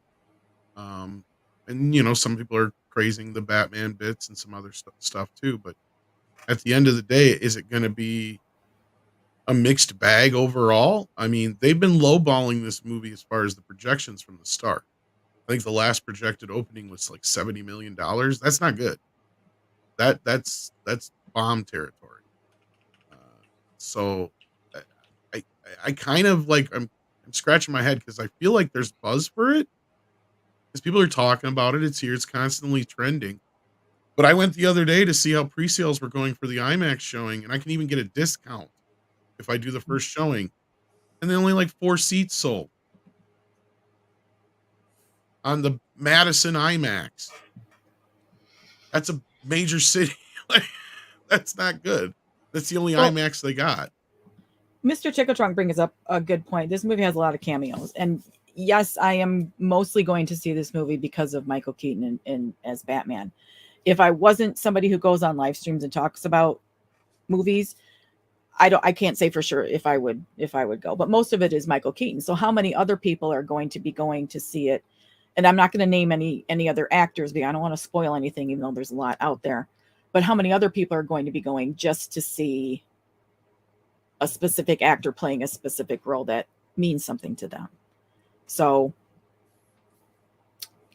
yeah, and I've heard I feel like the didn't show up till like halfway through. So I feel like the early reviews of this movie, maybe last week or the week before, were that it was amazing and wonderful and stupendous. And now maybe the truth is coming out, because I would assume, if you're seeing a movie 2-3 weeks before it comes out, then obviously you're a shill. There's a reason they're giving it to you to see it. So well, in some cases you might be right to a point, or you're just in the press or whatever. But in this case, they've been doing random like fan event showings in different places. This is what we were talking about last week, where they had one in California, and they ended up, I think it was California, yeah, and they ended up not allowing any of the fans in, but only allowing in influencers. Do you remember us talking about this, Six, or was that the day you were away? Yep. No, I remember. Yeah, so like in this, they've had a bunch of these showings everywhere. In fact, I know at least 3 or 4 people that have gone to these showings, and I've been checking to see if one of these showings pops up, because one of these early showings come up near me. I'd rather go to that than actually go to see it on a normal weekend anyway, because I really have no desire to see this film. As Andre will tell you, we usually don't do reviews on this channel unless we get a chance to see it early. So, and we just get chances because we just get lucky once in a while, because we know somebody who knows somebody or something like that, or we get one of these fan events like this, which has been going around here the last 2 weeks or so. But do I have a ticket yet? No. I almost bought one last night, but I'm like, I really don't want to. I really don't want to go see this movie. And I'm definitely not going to probably spend the IMAX money to see it. But I saw the discount thing, and I'm like thinking about it. I'm like, why are they giving you a 25% discount already? That's weird. I've never seen that before. Yeah, my theater has 30% discount. It does? That's weird. Is it selling that bad? I've never seen that before on a first showing where you get a discount right away. And they were like, it said it right on the showing thing. And I'm just like, that's weird. I've never seen that before. I don't know if anybody else is having that in the chat. Let us know. But I don't know. Maybe people are not going to go see this movie. Maybe 70 domestic is more on par. If that's the case, I have a theory about that. This movie is not going to make its money back by far. Yeah. About all those discounts you mentioned, I have a theory, and everyone, let me know if I'm way off on this, because you said discount, and I think that is the key word. Like, because whenever it's a discount, what means is that the price that you pay is discounted, but the store is still paying full price to their supplier. So I think, I don't know this, but I think that a discounted ticket, even though you got it at a discount, is still counted as a full price ticket when they report their sales to back to the industry and stuff like that, because then they report like the number of seats sold, and then that gets then multiplied so that they have like the total box office gross, which is then reported in the trades and everything like that. What I think all those discounts are trying to get as many people as possible coming for opening weekend so that they can report a higher box office gross than what there actually was in light of the discounts, but still they can report the highest number so they can try to sell this thing as a success and try to get away from the fact that it had like an Avatar level budget. Because this thing was tracking as of a week ago to open to what, 70 million, stuff like that. That thing opens to 70 million. The trades are going to declare the DC universe dead on arrival. This is not in Warner's interests. They're going to, just like Disney, try to do what they can to prop up that box office, which means give discounts right now. That's my theory. I don't know that, but I would imagine that there has to be something to that. Yeah, you're not wrong, because unless there's some sort of deal that's worked out through the studio or the company itself, like, you know, if you have a discounted item in your store, unless they give you a special deal on it, and that's why it's discounted, you're not wrong, Andre. That's usually how it works. I know some people are joking about a Pride discount in the chat. I mean, I don't know if that has something to do with it, but I think this might have something more to do with it. I think that Ezra Miller is a bigger problem than they wanted to present in the beginning. Ezra Miller, he's a proud representative. He's a they, them, and a proud representative of the LGBTQIAP+ community. So yeah, why not do like a Pride discount? Try to say that hey, if you want to support Pride, go see this movie. Yeah, you have to show up in a rainbow shirt. Yeah, then you get to come in for free, while I still get to report it as a ticket sold. All drag queens, half price. Well, yeah, then you even get like a free bonus ticket, so they can report 2 tickets for each drag queen coming. You see, it gets better and better here. You're a they, them, so that counts as 2. Yeah. I mean, we should be working for their PR department. We could spin this for them right away. And a free case of Bud Light. Just thinking I beat you, Andre. Yes, women are choking on Pride, according to. Listen, well, our own prime what minister. is a woman, though? So our own prime minister choked a guy in the crowd who was yelling at him stuff, and he didn't like it. So, Monsieur Levesque. Wow. Jean Chrétien, yeah. Jean Chrétien. Actually, for throwing a pie at him, too, wasn't it? I think, well, then he deserves to be choked. Oh, it yeah. I mean, our Secret Service had to protect the citizen from our prime minister. Wow. Oh, look, I'm going to say something. I've fought a lot of people in my life. A couple of dudes who went right for the choke, those are the ones that fucking scared me. Yeah. That means they're willing to go for the kill right away. That's not good. That's absolutely correct. I've never gone for the chokehold, but you know, if as I said, if you're being attacked by clowns, always go for the. Well, even a chokehold isn't as bad as a straight out choke, because like a straight out two-handed choke is very aggressive. Like, to me, that's like, if you're snapping like that already, I got to put you down now. Well, according to Krav Maga, if you're being attacked, you just go for the throat, just a fast poke at the throat. That's different though than an actual choke. Though, no, right? That's true. Because like, that's what I mean. Like the act of actually choking somebody is very aggressive. It is, but incredibly satisfying. So I know, right? Especially when you hear the crack. I'm just saying that in theory. We're just kidding, obviously. That's right. And grabbing someone's bunny and twisting its neck is not satisfying. Just to a great degree. I'm just saying. You're gonna give Ezra ideas. Anybody have any more reactions to the Flash? Because I mean, it's been mostly positive. I'm not gonna say it hasn't. You know what? We need to get back to the era where they make a movie and it just comes out. This Yep. long gestation period filled with controversies and people in Well- cars crying about how mean we are. This has got to stop. It's tiresome. What's funny, Paul, is we got a movie coming out tomorrow that nobody's been talking about, really. Right. And that's Transformers. But every time it's come up, people talk about it. Like, I think there's buzz for it. I think people are going to go see it. I'm curious to see how it goes up against Spider-Verse, but Isn't that a Universal picture? it is a Universal picture. Yeah, but Universal has been or no, knocking it out of the park. no. I take that back. I'm sorry. It's Paramount, not Universal, isn't it? Paramount, yes. Paramount, yes. okay. But both Paramount and Universal have been kind of keeping a more traditional movie profile than Sony, certainly Disney, and Warner Brothers. I mean, Warner Brothers is still dealing with the legacy of the Ann Sarnoff bullshit, right? I mean, they're trying to burn off all these movies. We are still going to be lucky recipients of that underwater epic, Aquaman 2. So Yeah, we're still I'm waiting sure for that, this stuff to be burned off.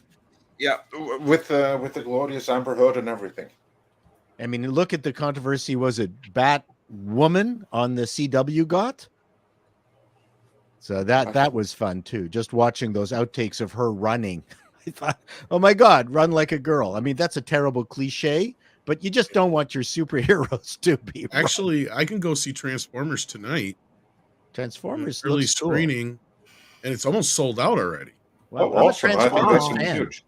I'm I'm a seeing it Transformers tomorrow fan. and I can't wait.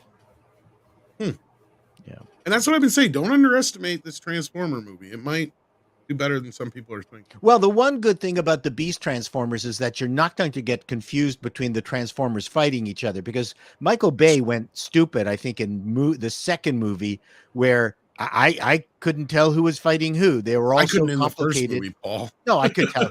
Yeah, but as an Unless it was aficionado. Optimus Prime, I couldn't tell which one was which. No, the first movie was Or fine. Bumblebee. That I was able to. The first one was a good movie. I mean, I love it. that was a really good movie. But I will grant Tom that I also had like when the Transformers that weren't Optimus Prime were fighting, when you had like two gray Transformers. Oh yeah, it's fighting each terrible. other, I just saw like a bunch of metal crap on Yep. screen. It reminded me of when Gumby would fight one of his clones on the Gumby cartoons. It would just, after a while, it would just start merging with one or the other, and you couldn't tell where one ended. No, but it was really from the second movie on, they went stupid. Oh, with yeah. it. But good news is that Megan Fox is going to be on the Expendables 4. I saw the trailer for that. So we do have that connection. But speaking of the thing with the Transformers, is I think they're sticking with the more classic styles. That's why they're They are 94, and that'll help. See, because that's the problem with the Bay former Transformers 2 is he overcomplicated the technical look of them.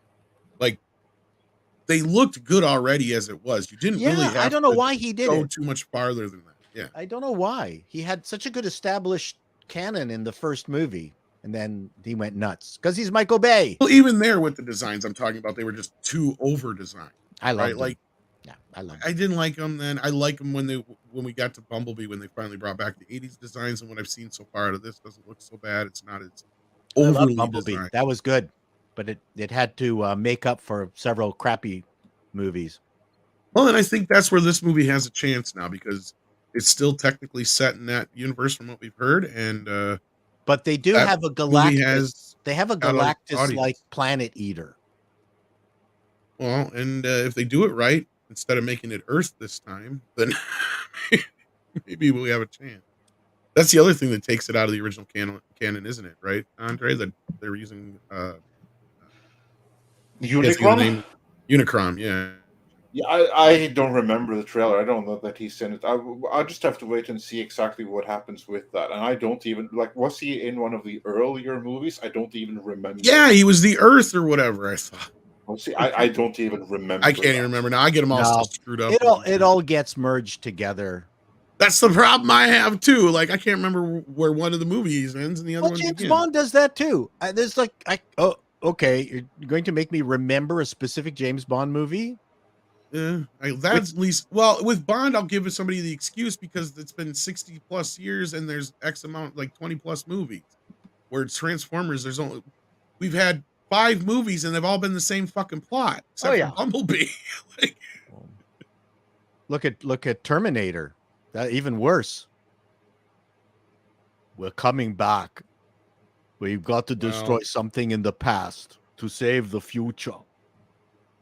Well, Terminator, don't even get started on that. If there was one franchise that needed to retire after the second movie, it was the Terminator. Absolutely. Completely agree. If not, with you. the third film was the perfect capper. You don't go any farther than that. That was it. Don't need more. Maybe you do a TV series or something. That's the Future Wars. That's it.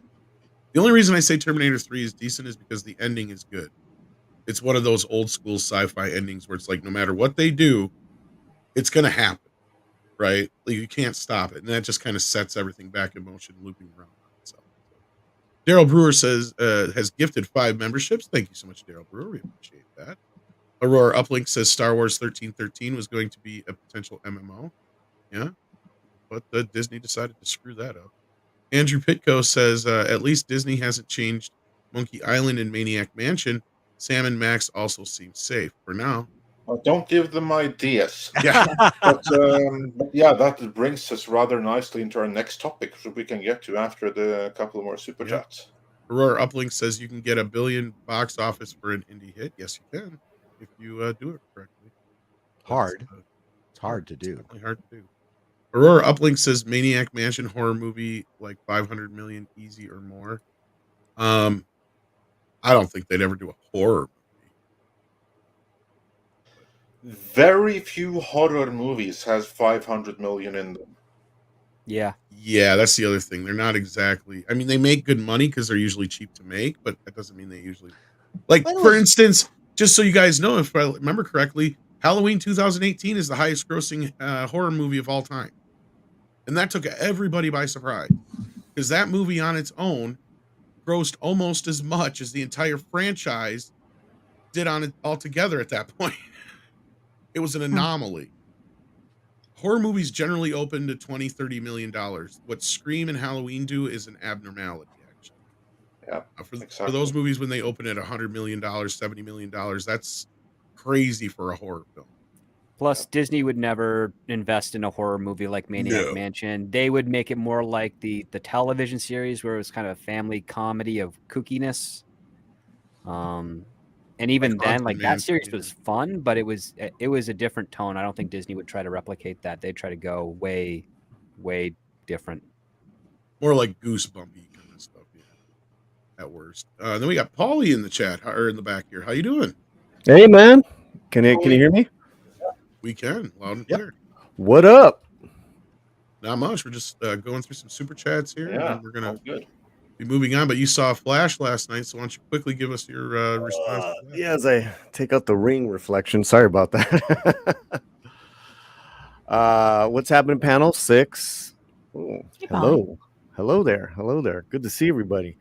Yeah. So, where do you want me to start? Yeah, well, just general thoughts on the movie. Just general thoughts, yeah. No spoilers, obviously. Just yeah. Well, first of all, this was not part of my regular movie going with the Chris Gore gang, where we pay full tickets for the movies that we go to, as far as the A-list and AMC. This was I was invited by one of our friends in that group, and I didn't know until I got there, but it was actually a Collider event. So everything was free. And Traitor! It was nice knowing Paulie. That's exactly the response I got from a lot of people, like, because I put up a non-spoiler review last night. That's a lot of people were like, "You shill." I'm like, hey. I said in the video that I didn't pay. Like, I think you just got to be kind of full, transparent with that stuff. So that was the situation there, and so that being said, the movie's pretty clunky. There's some brilliant moments, some great moments, but I think as a whole, it's just Muschietti just wasn't able to bring it all together. I think what Muschietti would try to do is really ambitious, and it almost worked for me. This is for me. There's a lot of member berries, which are pretty cool, but at the end of the day, you don't need any of them. It's, you know, I kind of get it. But I also want to say those key cool scenes that you see in the trailers, that's pretty much most of what is in the film. Like, there's not a lot more. You mean of Michael Keaton and stuff? Again, it, it Andre, is and it please? isn't, but say it again. Can I do it, Andre, please? What, Andre? What was that? I think we've earned it. I fucking knew it! Oh! Oh yeah, absolutely. Yeah. Other than that, we've pretty much probably seen all the Michael Keatons. Not the entire scenes themselves, but all the scenes that he pops up. I couldn't hear him too good. Is Tom cutting out for anybody else? Yeah, he's cutting out. What is going on with my audio? There you Let's go. get to cut out a bit there, which is why I didn't hear what you were. Yeah. And not to say that those aren't bad, especially if you're, you know, Batman Keaton fan, but which I am was great. It's wonderful to see him, but I think also too it just kind of lends to like the good moments. It's like I've seen this before.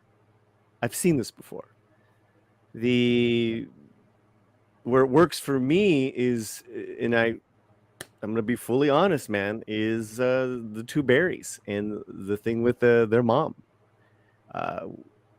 And that's really the heart of this you know, the storyline, without, you know, really spoiling too much. I think we all kind of know as far as the backstory with the mom, but she's incredible. She's a very well-known Spanish actress, and I was surprised that they kind of gave her more. So she's actually probably technically in it just as much as Keaton is. And I see why Zaslav and them didn't cut it, because that was the best, you know, that's the best part of the film. And again, I hate to admit it as well, Miller did a fine job with these two different berries. Pretty much the whole film. It's the whole film. Well, those are the member berries. I was just going to say that. Damn it, Paul.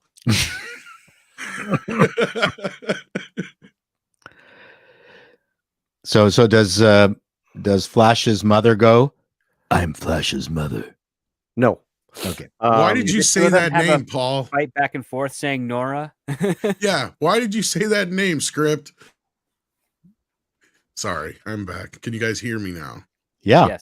Okay, continue, Paulie. I'm sorry.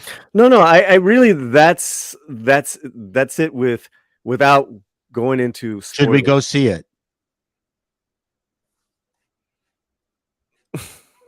That's I mean, my the fact that you have to have a pregnant pause. That's my answer. That's pretty bad. Yeah, that's not good. And then that reflects the top critics score. Really, It does. Yeah. Yeah, so basically not a wholehearted recommendation. Yeah, I get. I see It's that. not.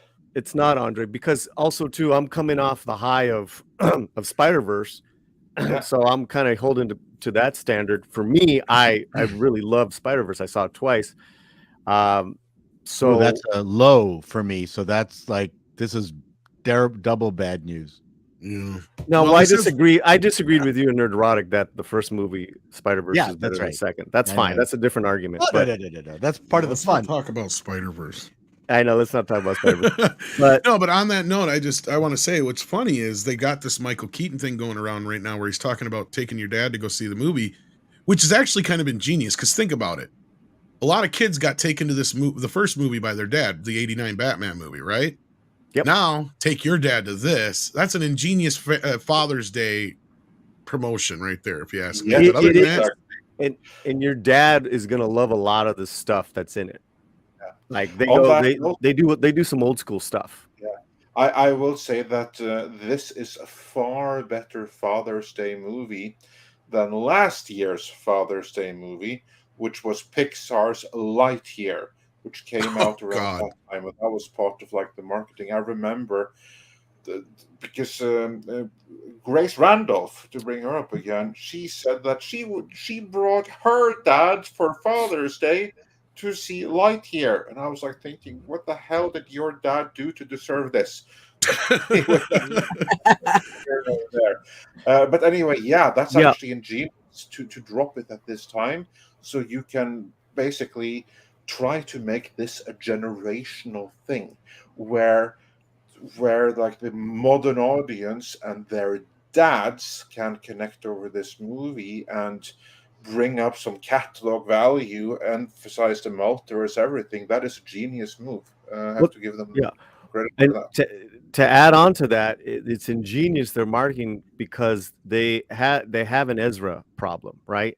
So they've managed to completely take him out of the marketing of this film and push everything else in the film except for, I mean, it's an Ezra Miller film, so I mean, he's in like 95% of the film. Yeah, isn't he not allowed to answer questions or be interviewed at any of the premieres? I'm sure he's going to be under armed guard, and he has been for the past 6 months, who will make sure that he's not seen in public and he doesn't open his mouth in public, that he's not going to be in a position where he's going to choke anyone out, throw chairs at any women, or anything like that. I don't think we'll be hearing any more from him until long after this movie has left theaters. That's the next time we'll be hearing from Ezra. And Tom, kudos to you, because Tom actually reported on this more than 6 months ago, that one of the likely outcomes here, and this was also said by the trades, but Tom said it first, was that the movie would be released in its current form, but Ezra would not be allowed to participate in the marketing. Tom said this, and independently of him, so did our good friend Mikey Sutton. So, I remember a few panels that we were on where we were talking about all those and you're totally right.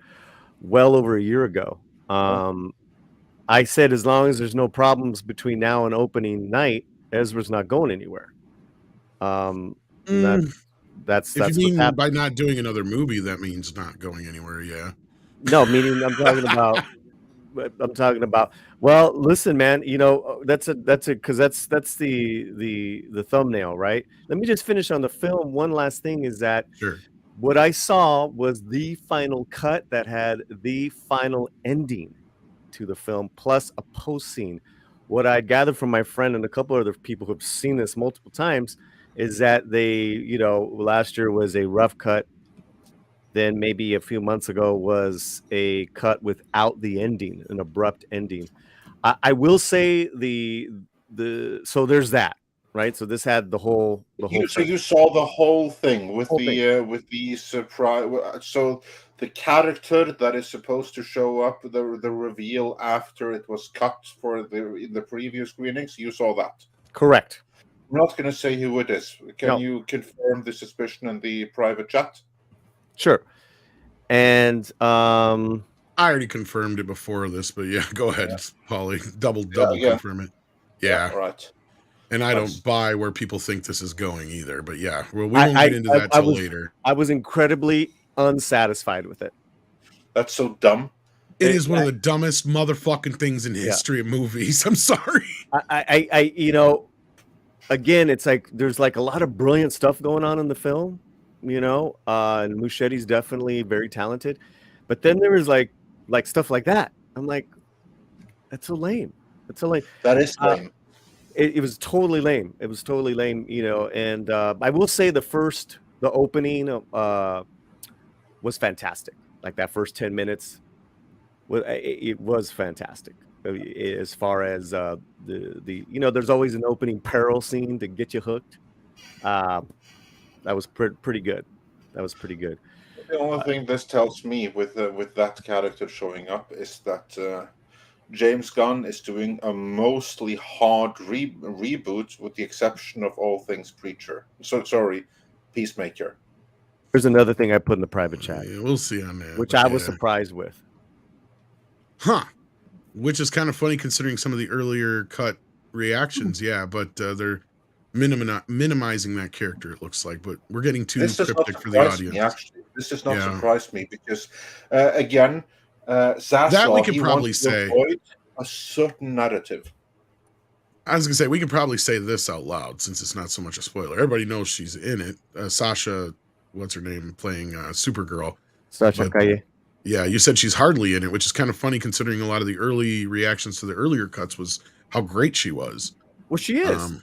I mean, she's good. I think Andre's right. I think they're trying to minimize her activity just because they don't want people to get the wrong impression here. Exactly, because remember, this was supposed to be the introduction to the girl boss DC universe, whereas David Zaslav wants to go back from that to DC proper. And of course, he lets Gunn do what he wants, but I don't think he wants that particular narrative to see. That's even reinforced in how it's cut. I didn't get any of that at all. In fact, there was a lot of as characters. I'll throw a little minor spoiler. She threw a lot of respect back to the Flash. Right, I see. Yeah, this only tells me that DC is on a very different footing, and I think that a documentary detailing the editing history, just the editing history of this movie, will be far more entertaining and illuminating than the movie itself ever could be. Paulie, I have a question for you. Yes. When is the best time to dash into the ladies' room? I didn't dash. I dashed before because we knew we weren't having any trailers. We were gonna go right into it. Okay. If I don't want to miss Michael Keaton. That would be probably the first, like right before that first hour ends. Okay. Yeah.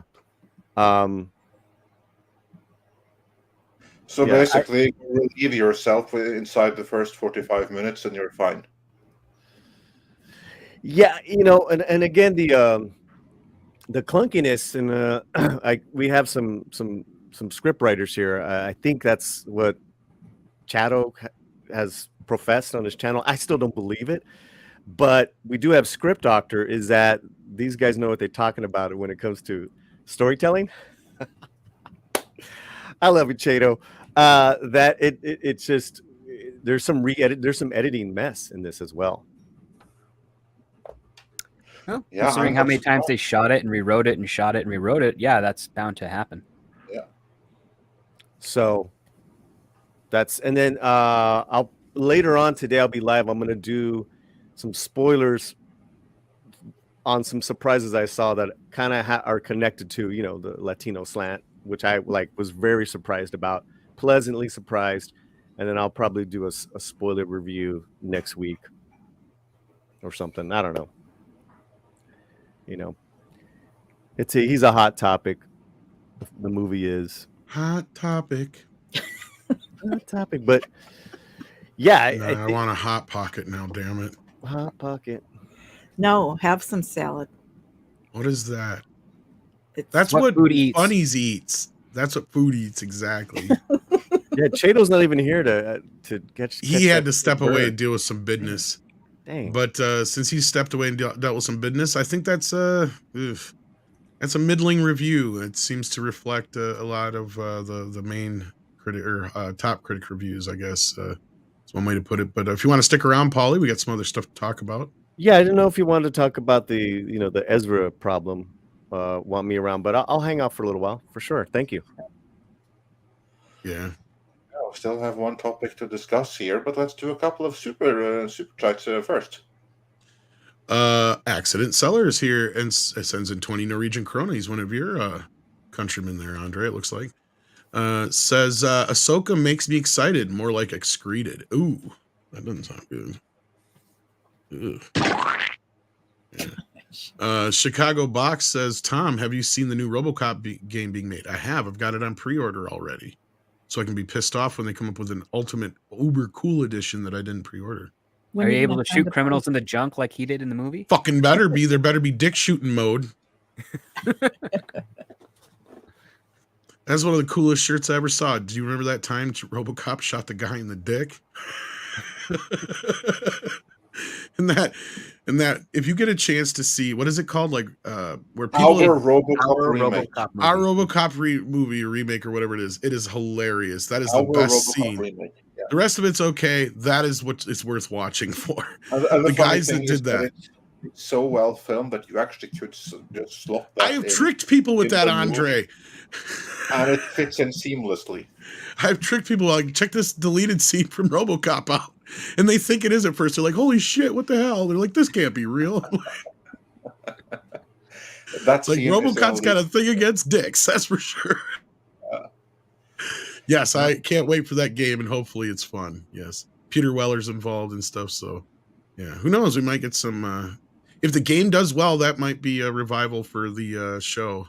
we to give them can the hope. right We idea. can hope. Meanwhile, there's even an awesome RoboCop game Yeah. on the Sega Mega Drive already. It's called RoboCop versus Terminator, and That's it's true. better than on the Super Nintendo version. And the other RoboCop Yeah. game on the home console, yeah, you might want to stay away from that. Mecha J says, that show, sorry, is going to be a bunch of Filoni baloney. Well, it is the Filoni verse now, probably. We'll see. John Evan Bear says, I just bought Batman the Animated Series on Blu-ray, really enjoying it so far. What are your favorite episodes? Mine's are Two-Face, two-parter Beware the Gray Ghost, and It's Never Too Late.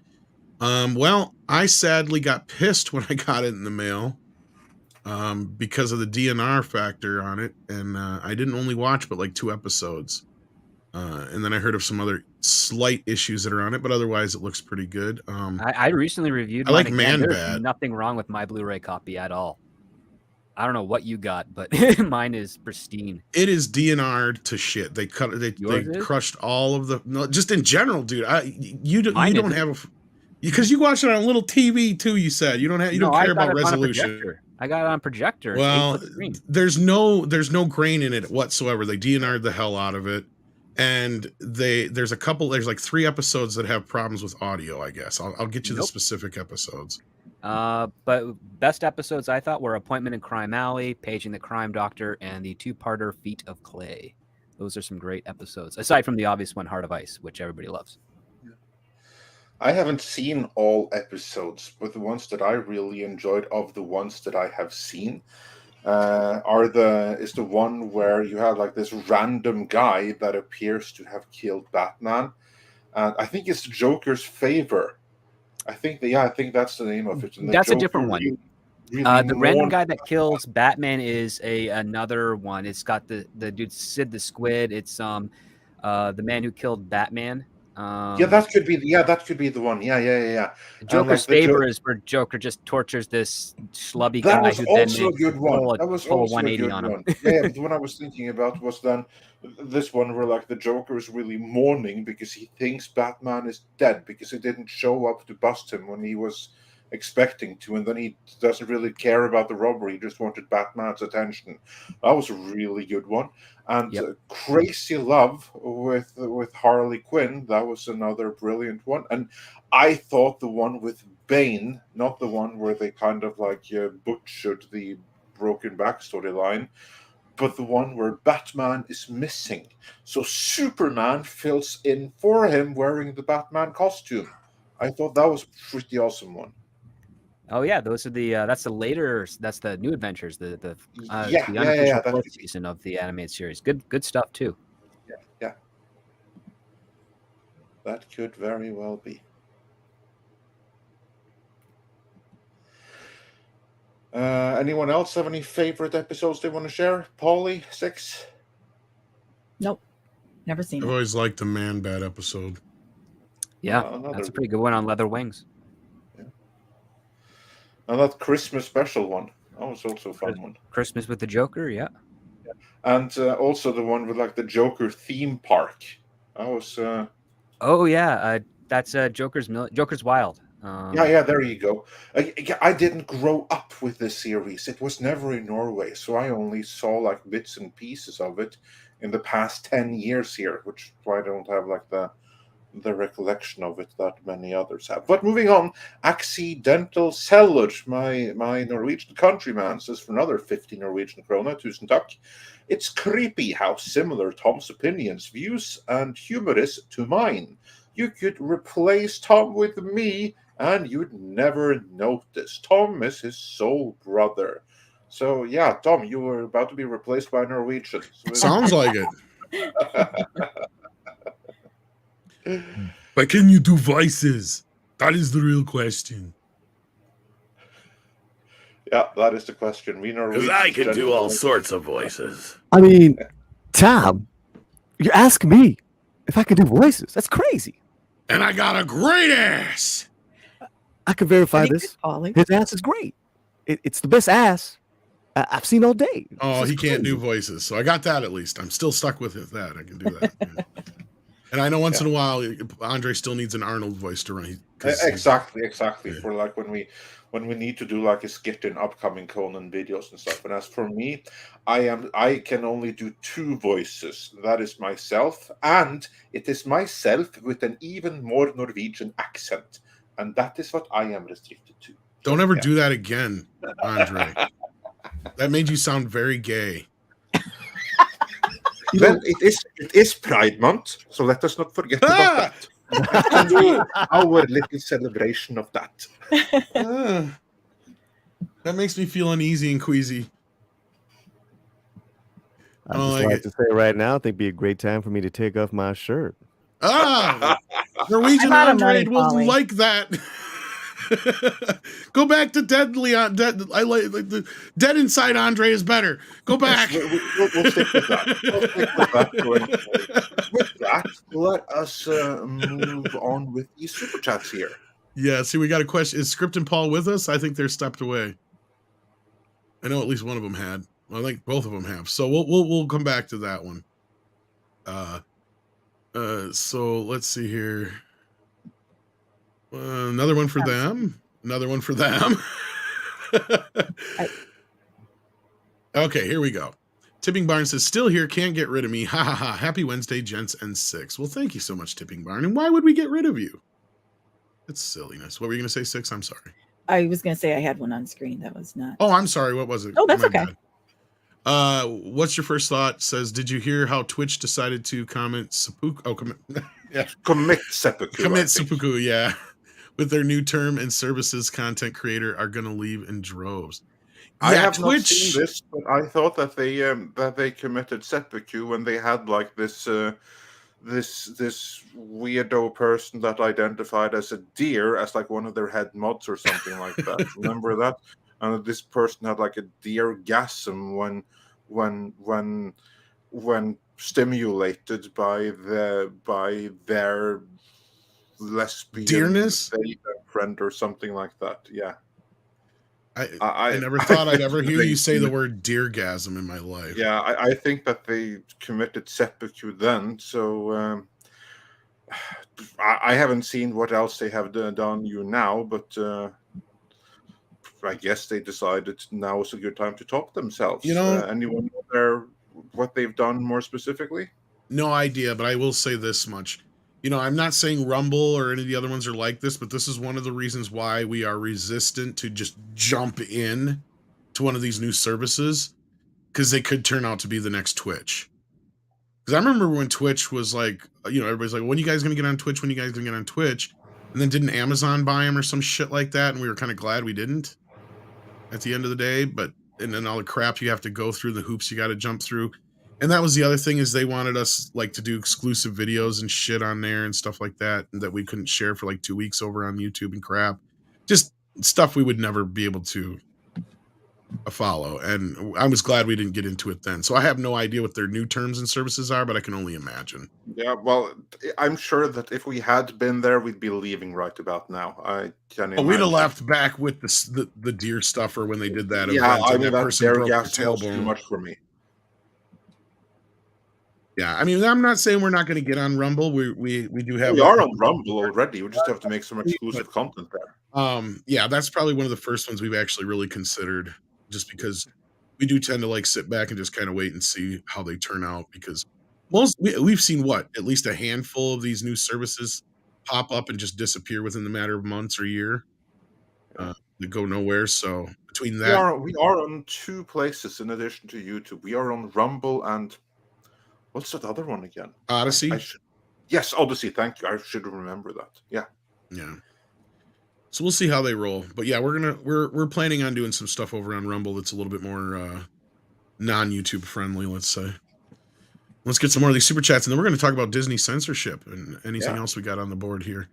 Let's see here. Ryan West. Whoops, sorry, Six. Go ahead. Ryan West says, speaking of George Lucas, Doomcock and Pasha did a video together discussing a buyer for Lucasfilm. Obviously, it's all speculation, but the presumption is that it's George Lucas himself. Yeah, we actually discussed this a little earlier, Ryan, but you must have missed it, or this came in before we got a chance to talk about it. But again, I think we can just reiterate what we were saying before, and I highly doubt it. I don't, even if somebody was to buy it, George would be one of the last people I would think would even care at this point. Yeah, because he can show up to any set of Lucasfilm and like a king, and any kind of suggestion that he has, they're probably going to take it into serious account, and he doesn't have to, he can just take off when he wants. He doesn't have any responsibility. I'd like to stress that they are just speculating there, and there is precedence for it. I mean, just look at Saban and the Power Rangers, because that's pretty much what happened there. Star Wars, however, that's too high profile. Because of the high profile nature of it, I don't think that there's a scenario where Disney is going to let it go back again. And here's like the thing: Disney very, very soon are going to need a lot of money, and they may have to sell some stuff to get it. But I don't think they're going to sell like small stuff that's going to give them like pocket change. And in the bigger scheme of things, Lucasfilm is pocket change. They're going to have to sell something or do something far more major to get much more than that, because it's the Hulu thing. And exactly how much they're going to have to cough up with in the beginning of next year, that depends on the ultimate value of Hulu. They're fine. Their ESG credit score is great. Yeah, well, it's going to take a little bit more than just that. But well, they're going to be able to borrow all kinds of money to pay for it, so don't worry about it. Yeah, which is going to make Mikey even happier. They're going to have to, because they're going to have to basically. That's my prediction right now: is that they borrow the money to pay for Hulu. I agree with that assessment, but they may have to sell something as well in order to raise it to get the goodwill. A down payment. Well, it's hard to say, yeah. Because like when you get like a shit ton of money to buy something like Fox, you can't defend that since it's an investment. But in this case, they'd have to take a loan to pay their other debt. They could turn around and sell Fox. That's something they can do. Because I'm trying to remember what. Because there was one before where they did that and they ended up keeping all the stuff. Well, it was when basically like, they'll just keep the stuff they want to keep and then just sell the rest. They'll keep all the, because all their Marvel contracts are now cleared up. They'll just hang on to Star Wars since Lucasfilm owns most of the rights to those earlier films anyway. And then they'll just sell whatever's left off. I mean, they don't need anything else in there. I mean, the Alien, that makes it worth money. Predator makes it worth money. Some of the other properties they do have, so they don't need those. I mean, that's their best fucking bet, to be honest with you. But then the problem is you sell Fox to get Hulu, and then you got nothing to put on Hulu. This is the irony. But I don't know Disney's detailed portfolio, but they're going to have to do something drastic. I don't think they're going to be able to loan their way out of that completely. Malice, this sounds funny, but this is one scenario I don't see as an impossibility. That is one I could see happening. Sony turning around and see that too.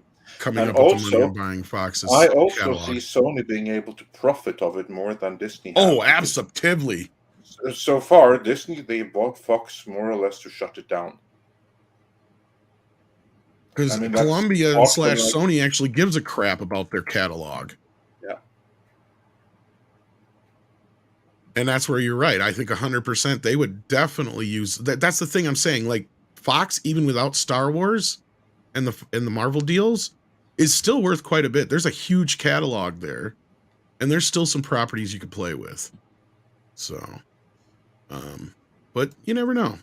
And are Script and Paul back yet? I didn't want to get into the next topic till they're back anyway, so we'll keep moving along. DS Ford has been a member for 19 months at the Midnighter level, and I'll let you take over now, 6. Sorry about that.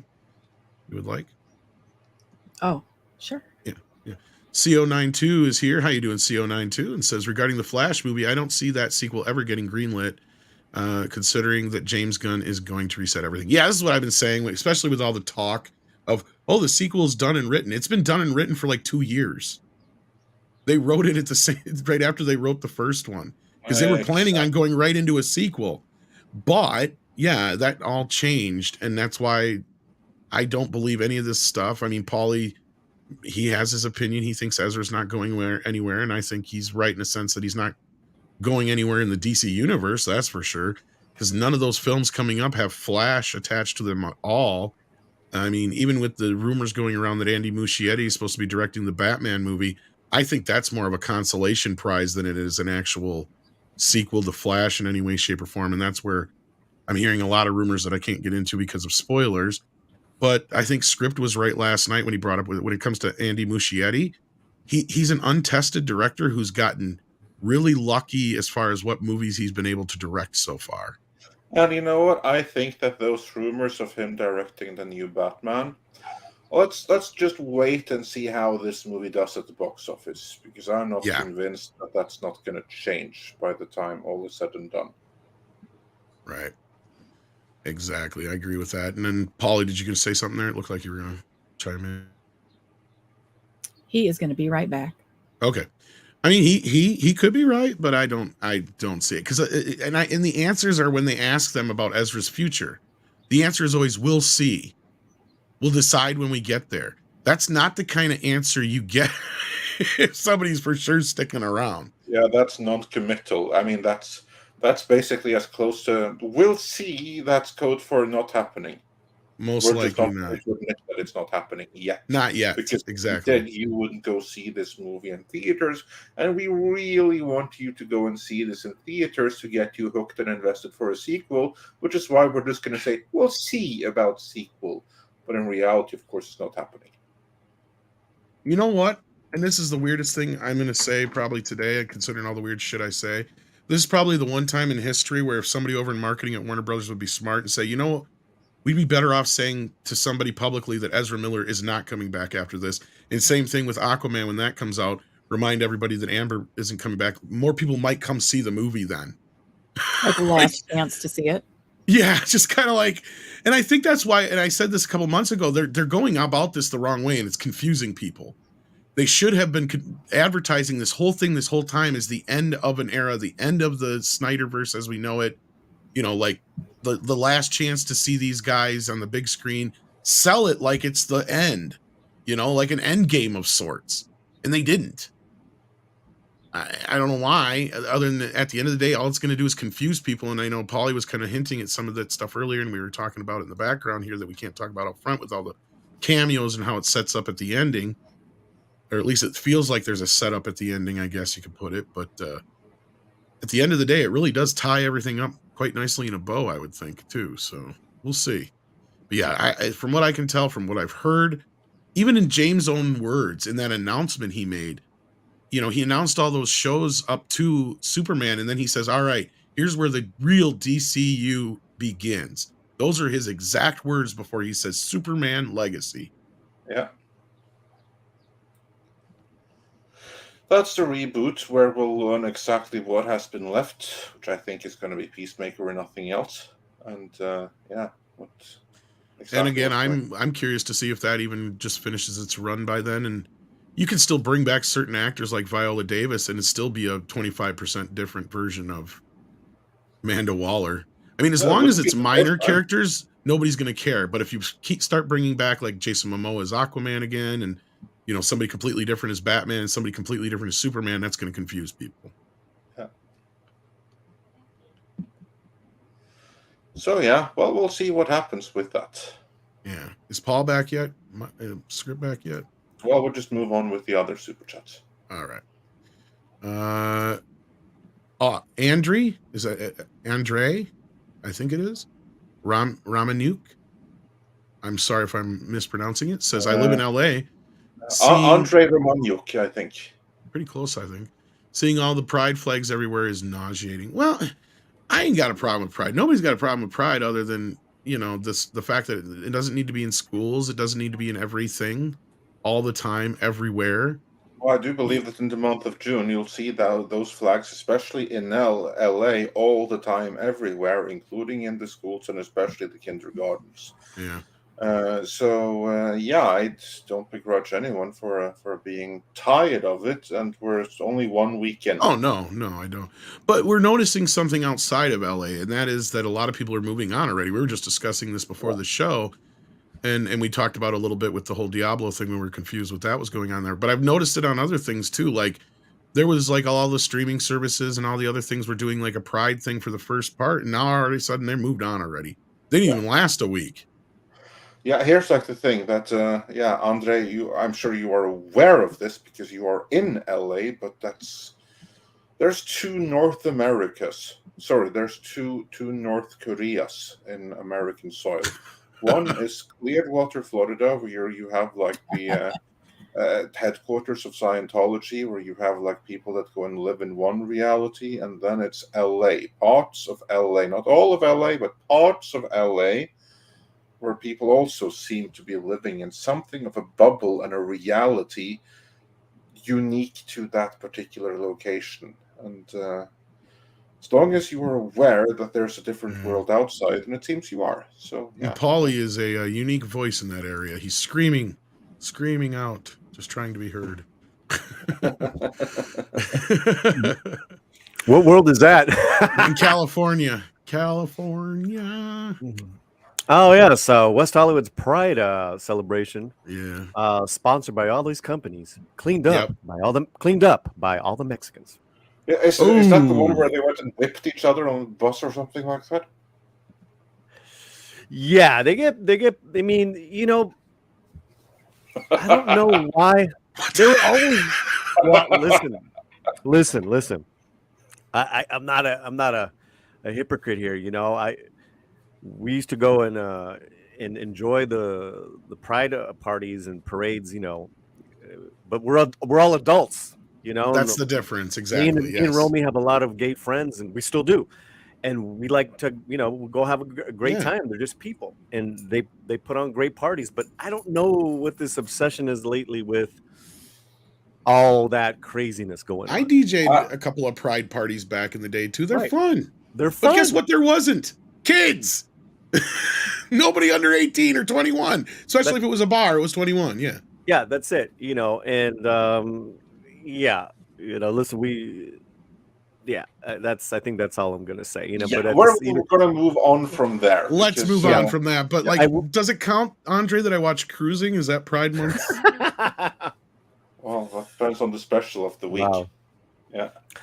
Yeah, I just wanted to talk about that bubble real quick. Was that Andre's right? Is that there's that bubble of yes, queen, in anything, but then who cleans up after the mess after all the parties and parades? Yeah. The real workers of LA, the real workers of LA, Exactly. Careful, you're gonna get yourself canceled for talking like that, Paulie. But white supremacy is showing through. Oh yes, the Latino slant is now a white supremacist. Yes. But speaking of cruising, because you got us on the topic. Because the movie, I watched it last night, and I wondered, I was like, is this for Pride Week, maybe, or Pride Month, whatever? Because William Friedkin directed that film, and William Friedkin directed another movie called The French Connection. That was his first big movie, and it's been censored. Andre, did you hear about this? I did hear about this. I mean, in fact, it sent me a whole William Friedkin rabbit hole yesterday. But yes, I did hear. We've heard this before, that Disney Plus does censor things. I mean, previously they censored Splash.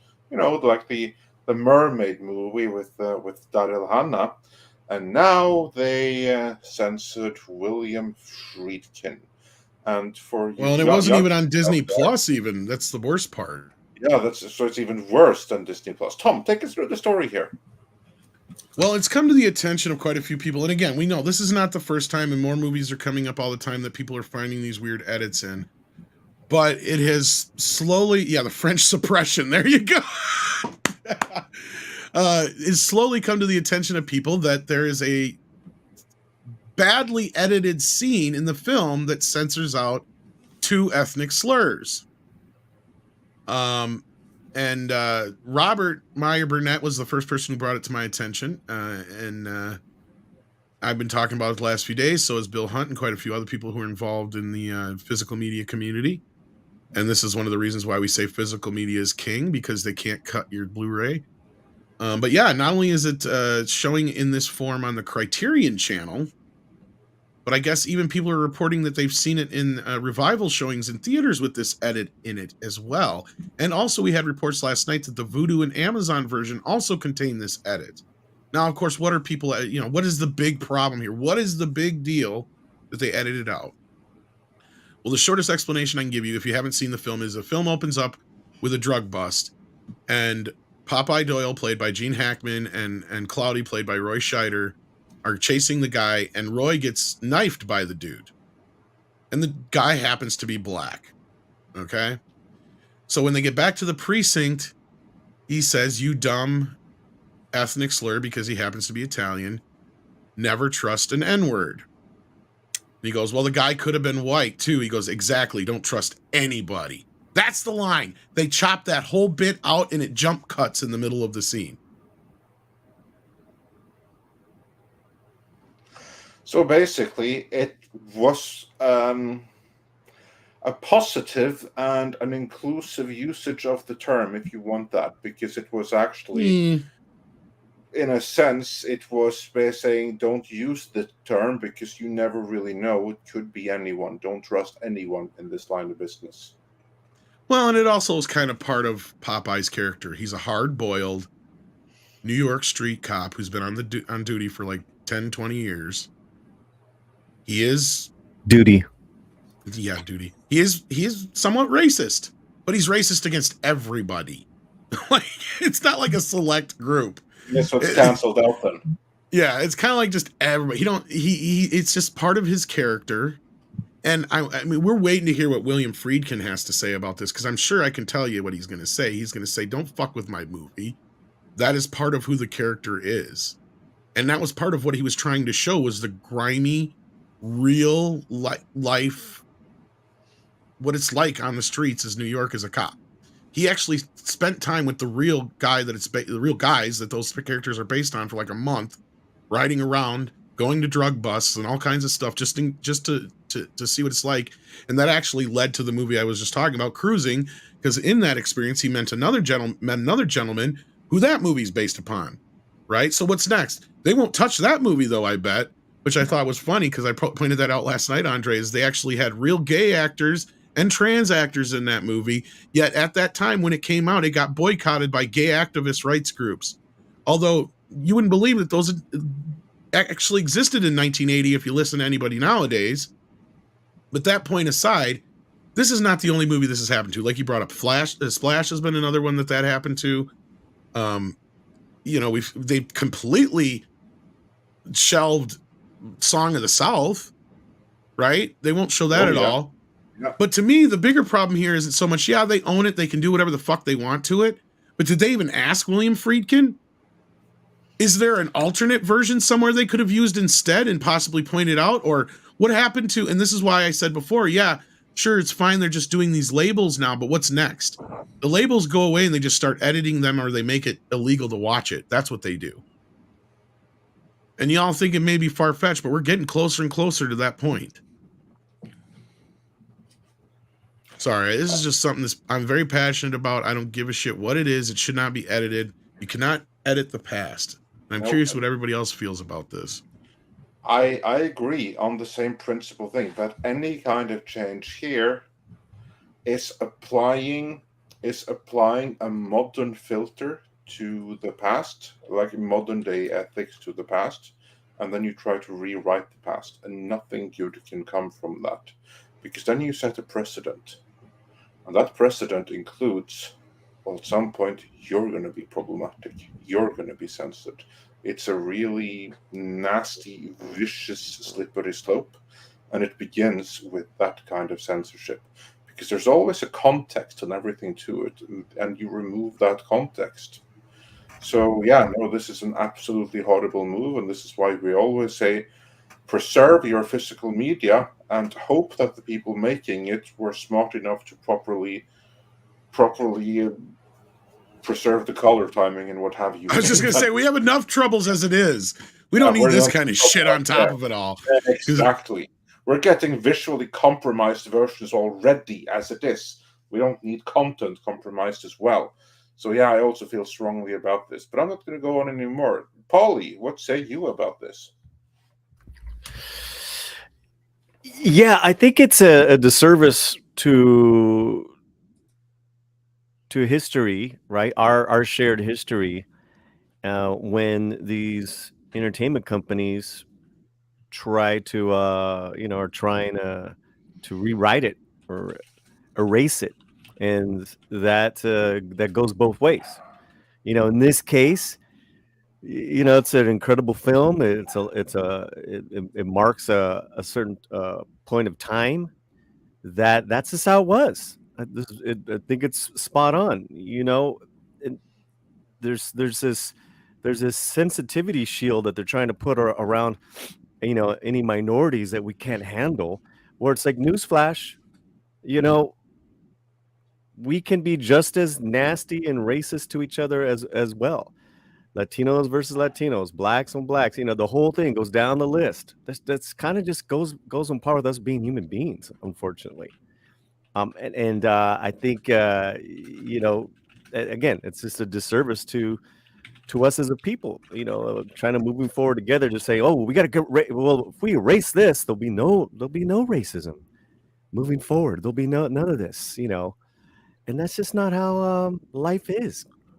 Disney, this iteration of Disney, and it can go both ways too, because I do believe that there's been some books that have been banned here in the States, that where the right have gone completely wrong on, and there's some books that I love that have been banned, and I think it's the same thing. It's the same thing. It's all part of our collective bookshelves and movie and music collections.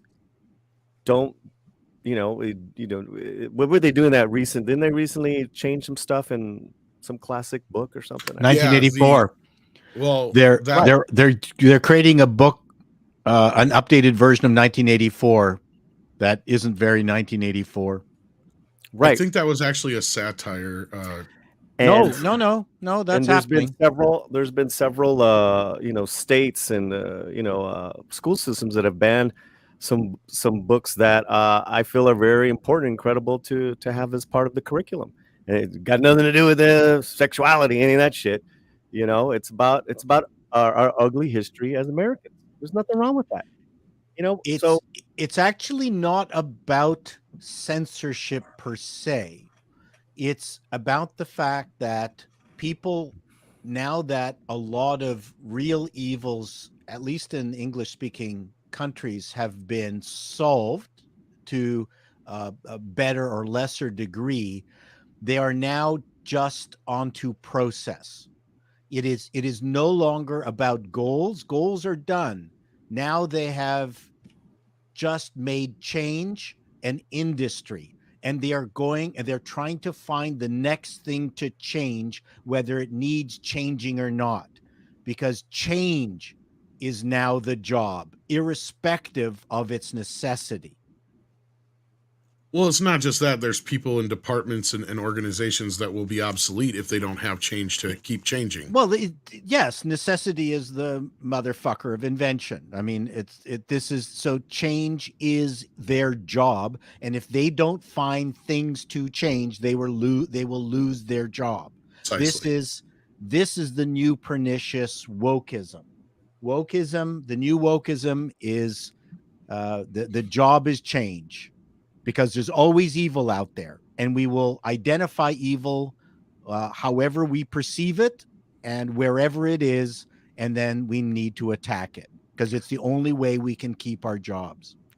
Well, Right. I think you know, we're on the kind of like an agreement. It's just kind of just different wording.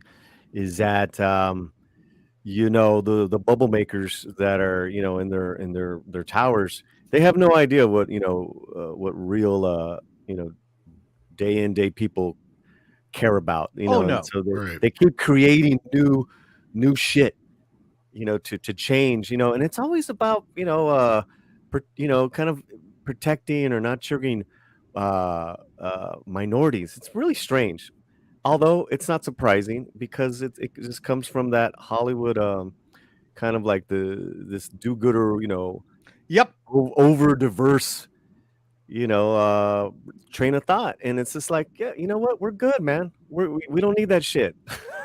I really don't. Well, and it's really cultural vandalism. I mean, we've used that term before, but in this case, I really find it cultural vandalism, because where do don't they care. come off telling us what is okay and us not okay for us to watch? Now, labels, I had a problem with those to begin with, although they're accepted. You know, I could accept those as opposed to an edit, but like I said, that's not going to stop there, and they haven't stopped there, unfortunately.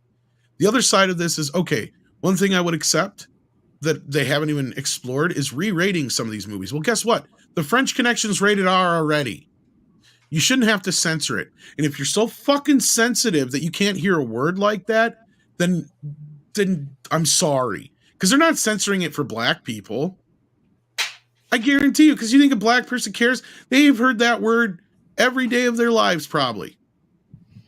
This is being censored for fucking white people who can't hear it, who don't want to hear it, who are so sensitive that, oh my gosh, clutch my fucking pearls. It's for Midwest, you know, the Midwest don't give a shit. It's for all these people on the coasts, these 30 to 40 something year old woke people who can't fucking, you know, face the facts that, you know, life isn't exactly perfect. You know, that Hollywood white guilt is a real driving factor. Oh, that's what I'm getting at. It's white guilt bullshit. From Hollywood to academia, and it's, you know, just kind of like seeped in to all this stuff. We're in the real world. We all live and die together every day. So I mean, you know, so you know, I could tell, you know, a lot of us minorities, we love these films. We love these films from the 70s, man. Well, not just that. The censoring, if they're doing it, this is based on a real guy who is actually really this way. So you're trying to paint him as a better person? Is that what you're doing at the end of the day? Because that's basically what you're doing. Why not show the gritty realism of what life was like back in the 1960s in New York? Like, isn't that kind of the point? Well, you know what? I don't think that's the argument at all. I think the argument is that, as I've said, once the goal is reached, reach becomes the goal. And that's what we should be fighting. We should be fighting the people who put in diversity, equity, inclusivity departments whose only goal is to survive forever. There is no end to this stuff. You know, we as Douglas Murray said, the train of goodwill entered the station, and a bunch of activists, you know, killed the conductor and the engineer and just kept the train through the station. No one got to do a victory lap for the good things that happened. No one. We couldn't stop and just go, yeah, gay marriage, good job. Yeah, equality in the workplace, excellent. Yeah, you know, certainly a lessening of racism, and you can't discriminate against somebody who's qualified in a job. Yeah, that's great. Nope, not good enough. Now, change has got to be the job, and this is what we're fighting. So, you know, be careful that you're not arguing for the wrong thing. No, you're right. I'm not saying you're wrong in that. No, I understand that. But you get stuck in the weeds. Why it's vandalism. You get stuck in the weeds, and then you forget what it is that their goal really is. Their goal has nothing to do with changing the movie. They don't care. It's just the next target that they're going to be able to change. Next, they're going to go after Tugboat Willie because the mouse is black. At some point, it's just never ideas, but yeah, obviously that's gonna come. Yeah, that is what we. It's multiple assaults. It's multiple assaults, right? because Fluffy's talked about this when executives went to him and saying, "Hey, you comfortable doing the Speedy Gonzalez accent?" And he was like, "Why the fuck wouldn't I be? My that's my uncle has an accent, or this, that's how it is." And they're gonna keep on as long as those payasos, those clowns are in those positions. They're gonna go, "Oh yeah, sure, okay, sorry, yeah, we didn't mean it. Okay, do your thing." But then they'll go find someone else. They'll find that other person. There's our Latinx guy, and yes, we can hang this banner, and we can push, and we can get rid of a Speedy. And then what's the next one? Like Chato said, what's the next one to reach for? Yep, absolutely right, bro. You're absolutely right. What's the next one? You're absolutely right. Yep. What's the next one? That's the danger. That's the thing that we need to be looking for, because they will not rest. There is no end.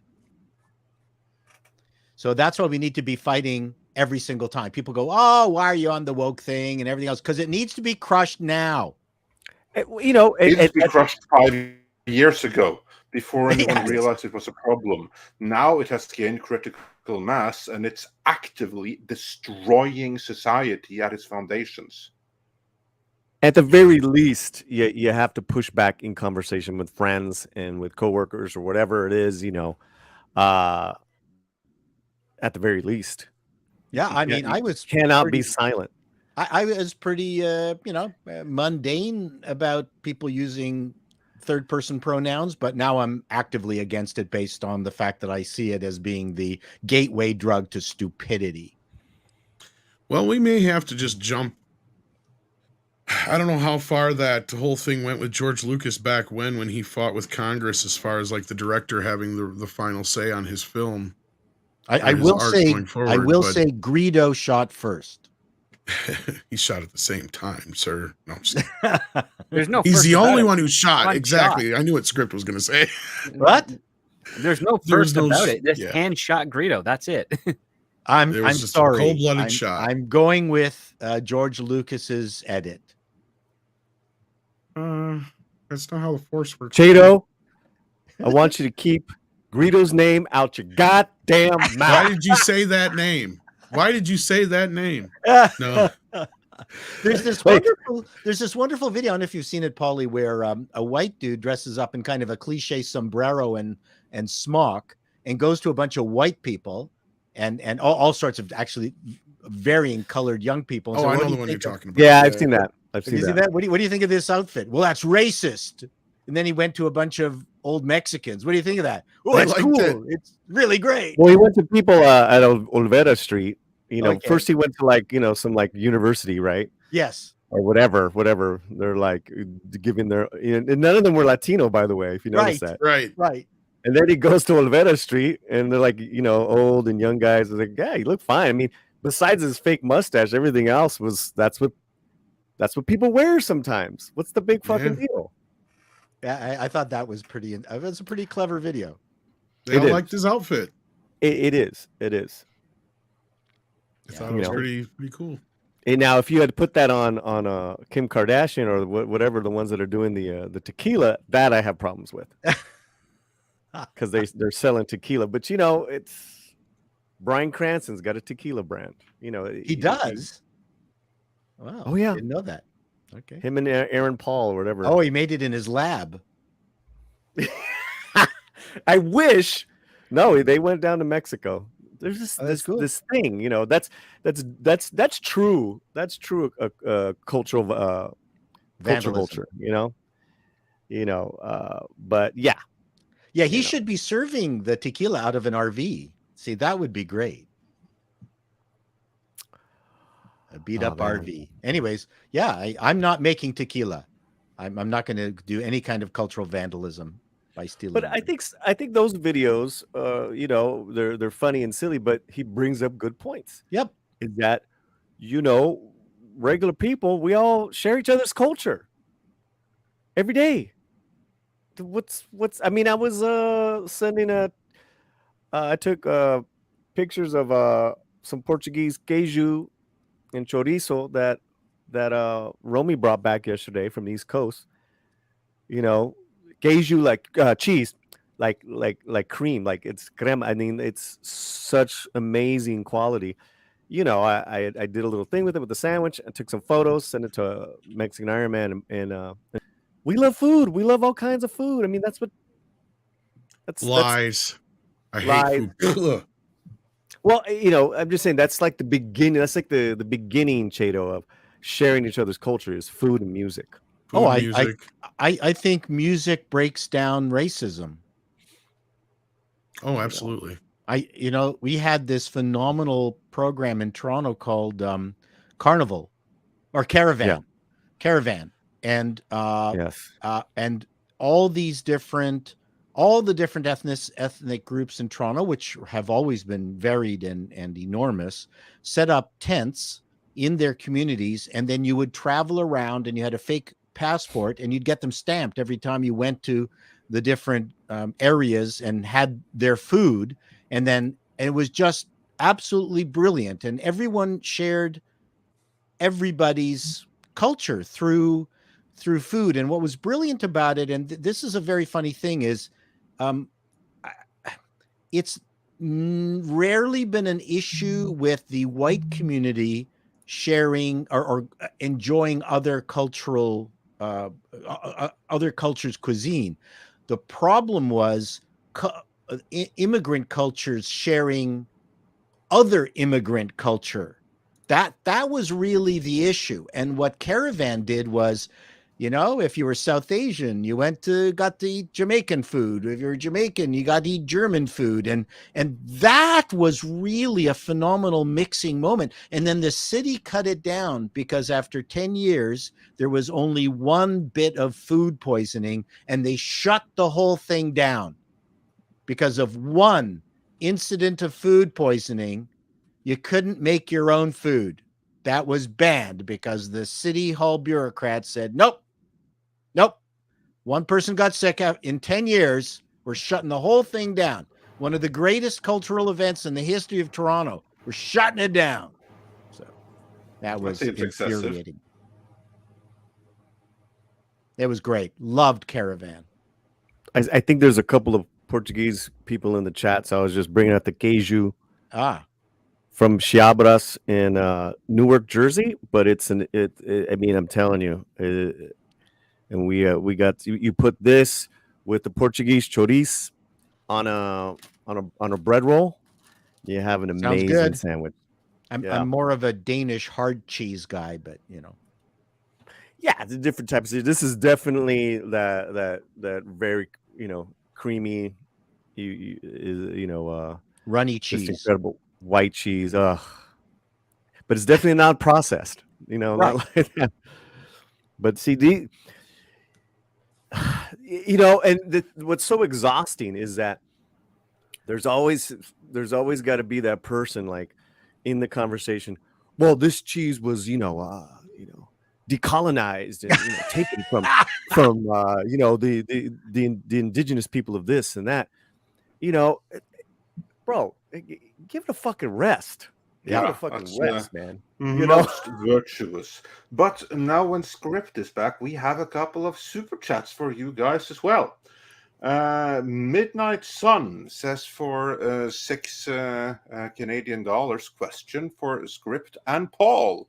What do you recommend if you're trying to get a TV pilot script produced and don't have an agent? Cheers, everyone. It's not going to get produced. I mean, nope. It's just not. Yeah, your recommendation is basically give up. Well, the thing is that when you're writing an original pilot on spec, you're usually doing it as part of your catalog to prove that you can write a pilot. It is 99% of the chance most likely never going to get made. The other aspect too is that you're not going to get any representation unless representation finds you valuable enough to be worthy of being represented. So you have to get your work out there or have short films or something of quality that is your calling card, your reference. And you can't, you can go in blind with some agents, but some of the ones that probably will sign you blind might not be working in your best interest. So that's a risk. Yeah, you've just got to get yourself out there so that people will want to work with you. Agents suck. They do. And I always got the most work when I fired my agent. Actually, she fired me, and then I started getting all my work. Which was She can't fire you. She works for you. She had to Yeah. quit. so. What did you do? What did you do? No, I just didn't get any. I went to auditions, and then by the time that I figured out actually how to land auditions, almost all of them, she let me go. But then afterwards, I landed almost everything that I auditioned for, and there's a trick to that. Do a video. I'll do a video on that, how to land auditions. So my experience, this could be old experience. A script can correct me. Obviously, back in the day, you would write scripts. Let's say Cheers was on. If you wanted to send a script to Cheers, you would never send a Cheers script. You would write a Barney Miller script, and then you send that to the Cheers people. And then the Barney Miller people, you would send the Cheers script. You never write a script for the show that you're pitching because they know it too well, and they'll just poke holes in it. And also they can't use it either. Like that's the other. They can't use it either. Yes. So then there's some legal issues anyways. They don't want to read a Cheers script, but they'll be happy to read a Barney Miller script because there's nothing to steal or appropriate. And then they'll see how well you write. And then, they might call you and, hey, let's talk. And then the conversation continues. And hopefully, you start off doing punch up, things like that. And then you eventually develop a career that way. But I've never heard of anybody sending scripts to an agent, then getting an agent, and then succeeding. They've just been writing the raw scripts and sending it to the script development person at the with the sitcom. But then again, who's doing good sitcoms these days? Primo's good, but that's a different thing. Who's doing good sitcoms on network television? And that does not seem to be a career anymore. How did you hear about Primo? You, I think. It's fantastic. It is one bloody good show. My little Mexican minions came back to me saying that you weren't giving me credit, man. I have a bone. What? Oh, no way.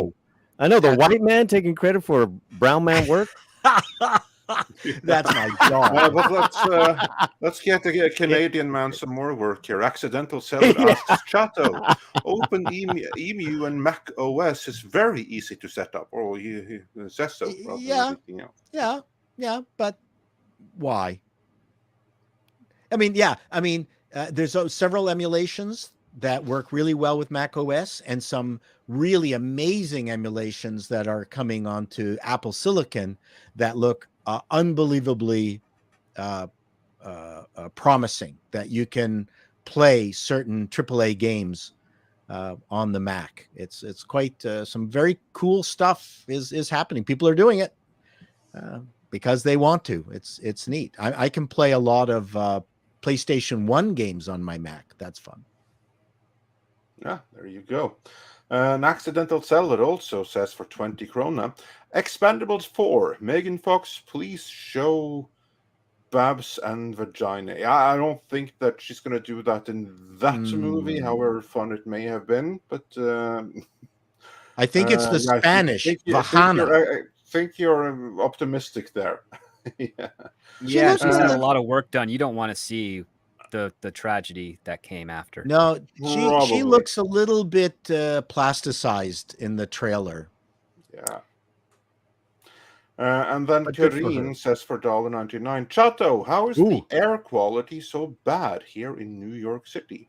Yeah, it's bad here too. The fires from Northern Ontario, you just walk out the door and it smells like someone's burning something right next door to you.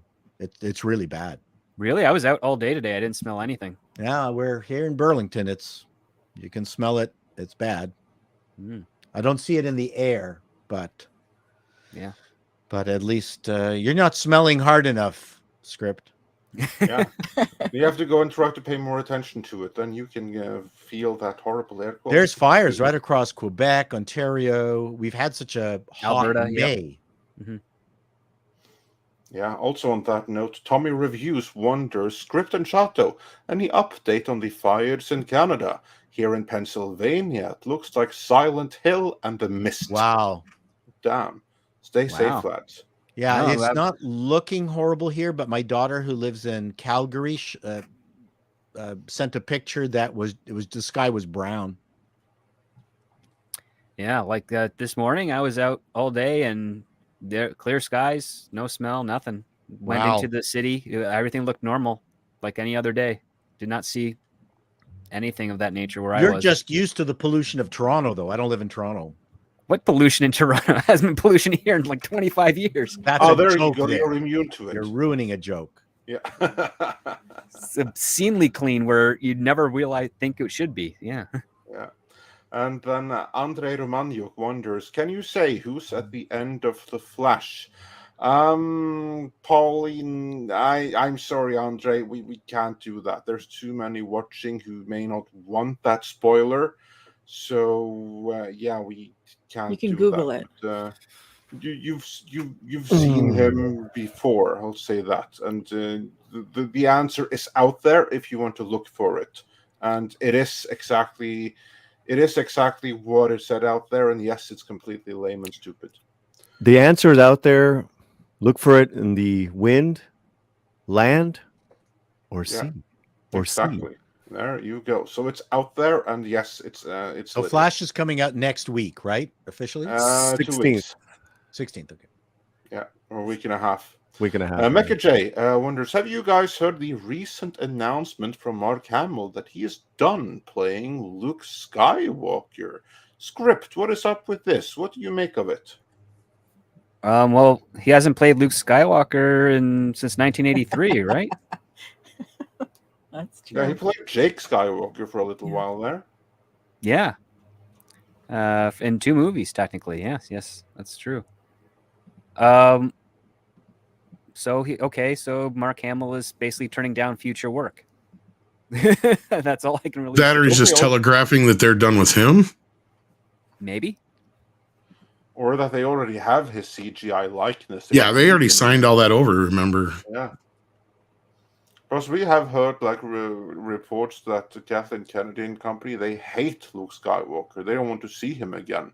I mean, you know, that's funny you mentioned that, Andre. I didn't even put 2 and 2 together. Him saying that might be them telling them that they're not going to be bringing him back in any way, shape, or form in any major capacity in the future. Because that was the rumor that Pro was putting out there, is that they told Favreau that you better wrap up this Luke Skywalker storyline because he ain't coming back. Yeah. And that kind of confirms that. It's the Kennedy verse going out there, so of course Mark Hamill may as well be retiring because his presence is not welcome under Kathleen Kennedy's watch. And I mean, I don't know if you want to believe it or not, but that's kind of another thing that I think Pro and other people had alluded to, and we had heard ourselves, is that she was not happy about that, especially the reaction it got, because it made her shit look real bad. Obviously, you know, because the young Luke showing up in Mandalorian was a big deal to a lot of people, and it got a lot of buzz and a lot of attention for the show, and people were excited about it. But it was short-lived, so yeah. She's got to be a Karen, doesn't she? She just gotta. It's almost like a Karen move. Yeah, it was short-lived because of Pablo Hidalgo, because he was the one that killed all their boss by attacking Star Wars Theory for having the goal to be excited about it. Yeah. Yeah. So that was done by Luke. He said they don't need Luke. The ones that killed that good guy. Yeah. They don't want him is, of course, the real issue here. That's what but it sounds let's move like. on with the super chats. Let's do. Did we get all the ones that we had for the gentleman that needed to be? I had to step away. I'm sorry. I just want to make sure we got everything. Yeah, the ones we've got have everything that is still marked, that's still there, has been. Okay. Yeah. All right. Das Wolfen has been a member for 18 months at the midnight level. Thank you so much. Max Relax gifted 5 memberships. Thank you, Max Relax. The Hidden says, what? The TF's 2023 Purpose Rebirth. He's talking about the exosuits in Transformers. We were asked this the other day. We're not sure. Some people are thinking they might have some connection to G.I. Joe. Ask us tomorrow. I'm Because going tomorrow. I'm yeah. going tonight. Yeah, the couple of these guys are going to the movie. So I'm going tonight. Oh, cool. So join us on Friday. Maybe we'll have more answers for that, if not in the review. Markson117B says, Chato and Paulie and I set fire to California to be in solidarity with Canada. Am I doing this ally thing right? No, you've done polluted the air. I think California has had its share of fires. Otherwise, that is the right idea, though. That is how allyship works. Yes, you set fire to things and you burn it all down to the ground. That's being a good ally. Whether it helps anybody or not. Yeah. That is the rumor that Justin is the son of Fidel. Yeah, because Michael Loporco asked Paul, is Trudeau the son of Fidel? And yeah, that is the rumor, isn't it? I think that's a really good rumor. Although if you see the nose spread of Pierre Elliott, his dad, the nose is very similar to Justin's. But Pierre has the same nose as his wife. As his, you mean Maggie? Yeah. They have, well, the other part too is Pierre Elliott Trillo is not an attractive man. No, but he's charismatic. He was very charismatic. But if you take a look at Justin's brother, he looks more like Pierre, and Justin does not look like Pierre at all. Doesn't look like any of Pierre's other relatives either. Really? Yeah, but he does look an awful lot like someone that that Pierre and his wife visited in around March and April of this very same year he was born in. I'm happy to continue the rumors. I owe nothing to Justin. Justin owes nothing to me. He's not paying me off. So I'm happy to maintain any rumor that Trudeau is the son of Fidel. Maggie slept around. What can I say? Oh yeah, she was a socialite. She was a hippie child. Yep. And for some reason, Pierre just was enamored by her. And I to this day still couldn't figure out why. Because she was younger. I hear now Johnny Leguizamo wants to play Trudeau because he's claiming that Justin Trudeau's half Latino. So there you go. Well, it's Trudeau. Trudeau was much taller than John Leguizamo. Everyone is much taller than John Leguizamo. And that comes with an apple box. That's what that producer of the Fidel movie said. It's like Johnny Legs was considered, but he says he was just too short. Interesting. Yeah. Anyone who plays Trudeau, Pierre Trudeau, would have to learn how to do the J stroke. And any canoeist out there will know what I'm talking about. Anyways, and then he says Trudeau infidelity. Ah, love it. Oh, nice. That's okay. Infidelity. Thank you, Accident Seller, for that joke. Yeah. Why and with that, we are losing our Paul Chato. Yes, we are losing. Not only am I running my website empire, I've got to deal with Reno stuff. Looks like we have to recut a countertop. So interesting. Right. What can you do? Yeah, exactly. What can you do other than say thanks for joining us today? And everyone, be sure to check out. You know what you should do is get red green, and you all should do it as a video. All you need is duct tape to fix it. Yep, that's right. You think I'm joking? Do red green video with him. If you could actually get him to do something, that your people on your channel would be like amazed how many people. I might be getting red green on my show because he's starting a vlog. So, you hear that, kids? We're still saying vlog. A vlog or blog. No. He's starting a blog. No, what is he starting? Something I don't. A video log. No, blog. He's doing a blog, but you're gonna shoot it, so it's like a blog, right? Video. Anyways, blog. This is getting too exciting even for me. See, look at all this. Love red green. Yes, red green is fantastic. It's one of the funniest shows out there. Yeah, well, it's a huge hit around here. Yeah. Oh yeah, I mean it was big on PBS. No, he's Steve Smith is a very talented guy, super talented guy, very hard worker. And I love him to death. He's a He's a good dude. Love Red Green. Lots of love. I told you, I wasn't kidding. No, I was not kidding. If you could actually get him to do like a little quick skit video with you doing something, well, like I'm gonna pester his son love and it. see how he's doing. Return of Red Green on the blog side and get him on the show. It'd be great. Okay, everyone. Talk to you later. Have a good rest of the week. See you Friday, care, hopefully. Bye. Bye. Later, local. Bye. See ya. Bye.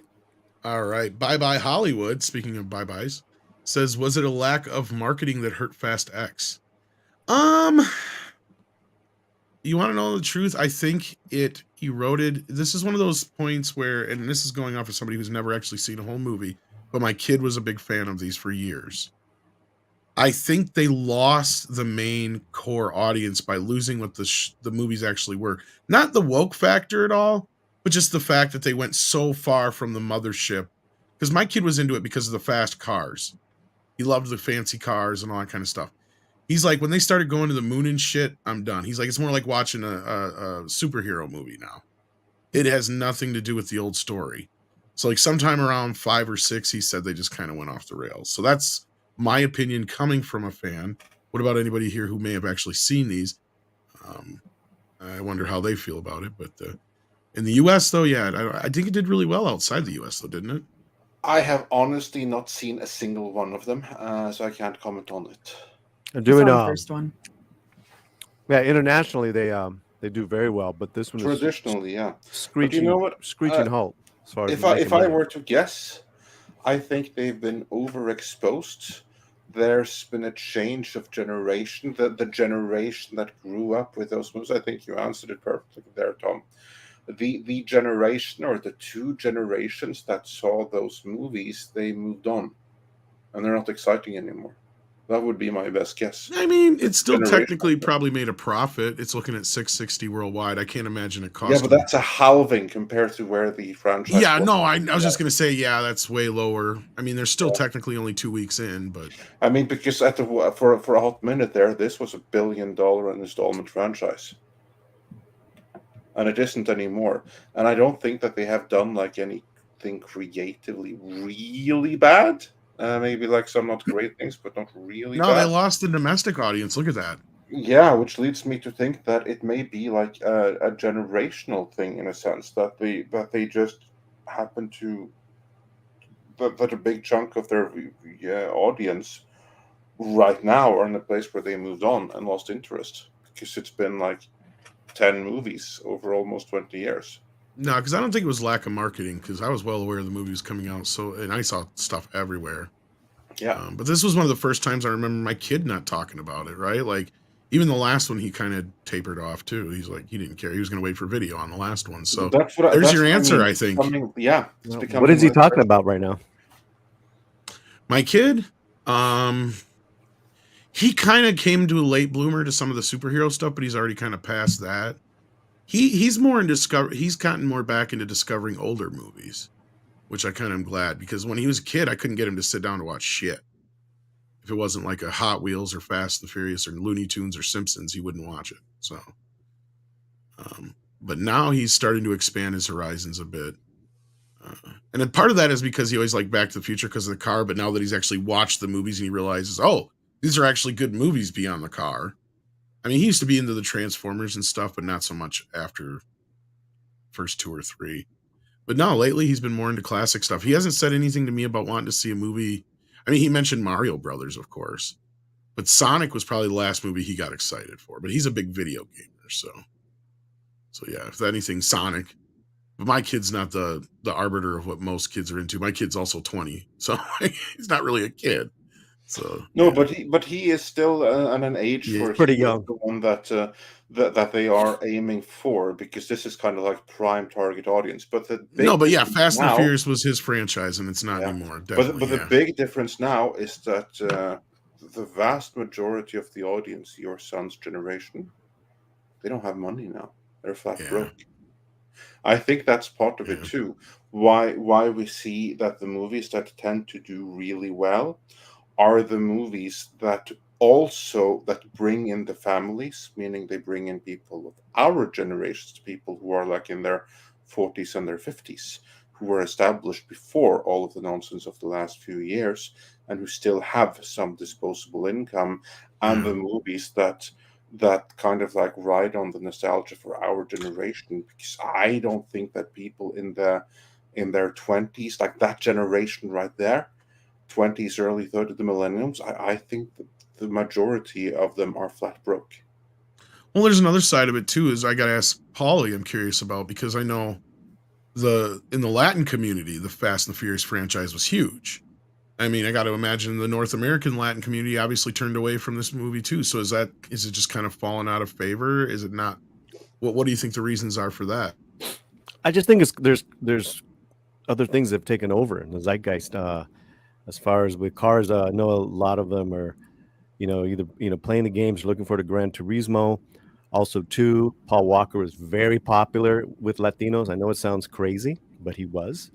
Rest in peace. Homeboy, not so much. What's the bald head guy's name? The other guy, Vin Diesel. Diesel, yeah. So, and it's just kind of like, yeah, it's kind of like that core audience too is just kind of grown up.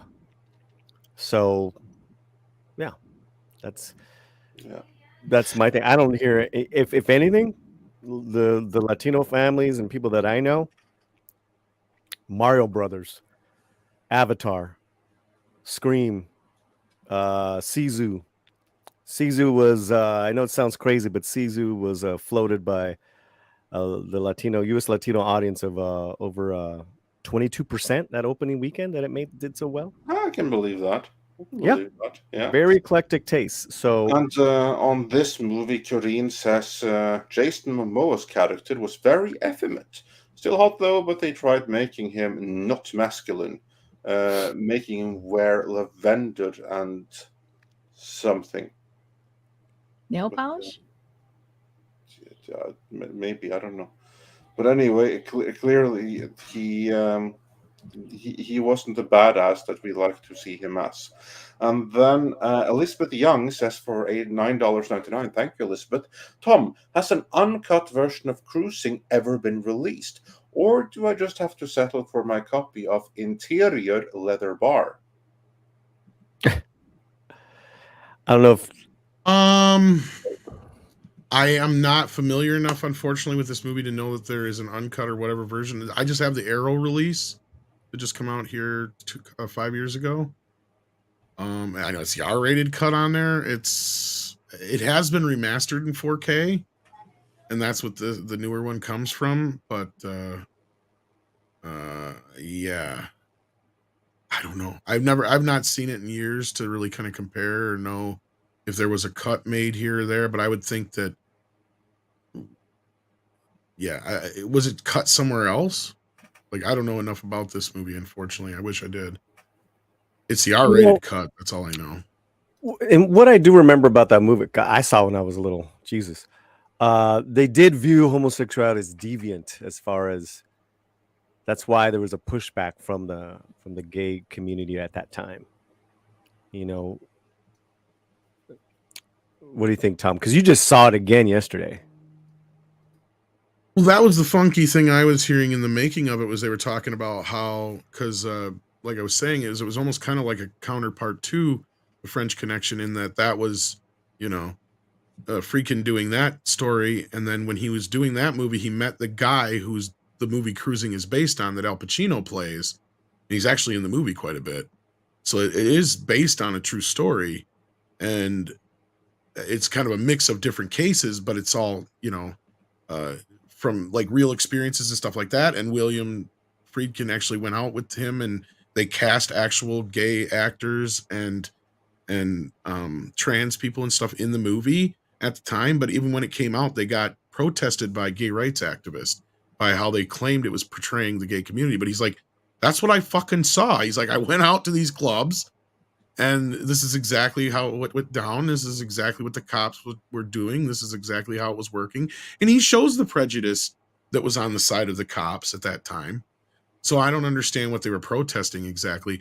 I think the thing was, at that time when that movie came out, it was also the beginning of, and we had this long line of movies where, you had killers that had questionable sexual tendencies, and they took that as an affront against the gay community. And it really came to a head with Silence of the Lambs. Yeah, and even in between with Dress to Kill. Exactly. Like I said, you had a whole decade of this, so I can understand where it was kind of building up to that. Right, like, but also too, it was the late 70s and the 80s too, so there was a lot of crazy decadence, good stuff going on in film. That's what he was saying, though. He wasn't like overdoing it or trying to, he was just showing what he showed. But anyway, yeah, I wish I knew more about the movie, Elizabeth. I'll do some research on it. Check into 4K for you. I'll give you an answer on that sometime.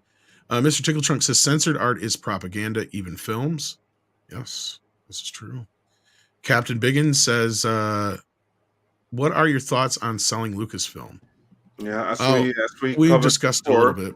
Yeah, twice before, actually. Probably not happening. Yeah.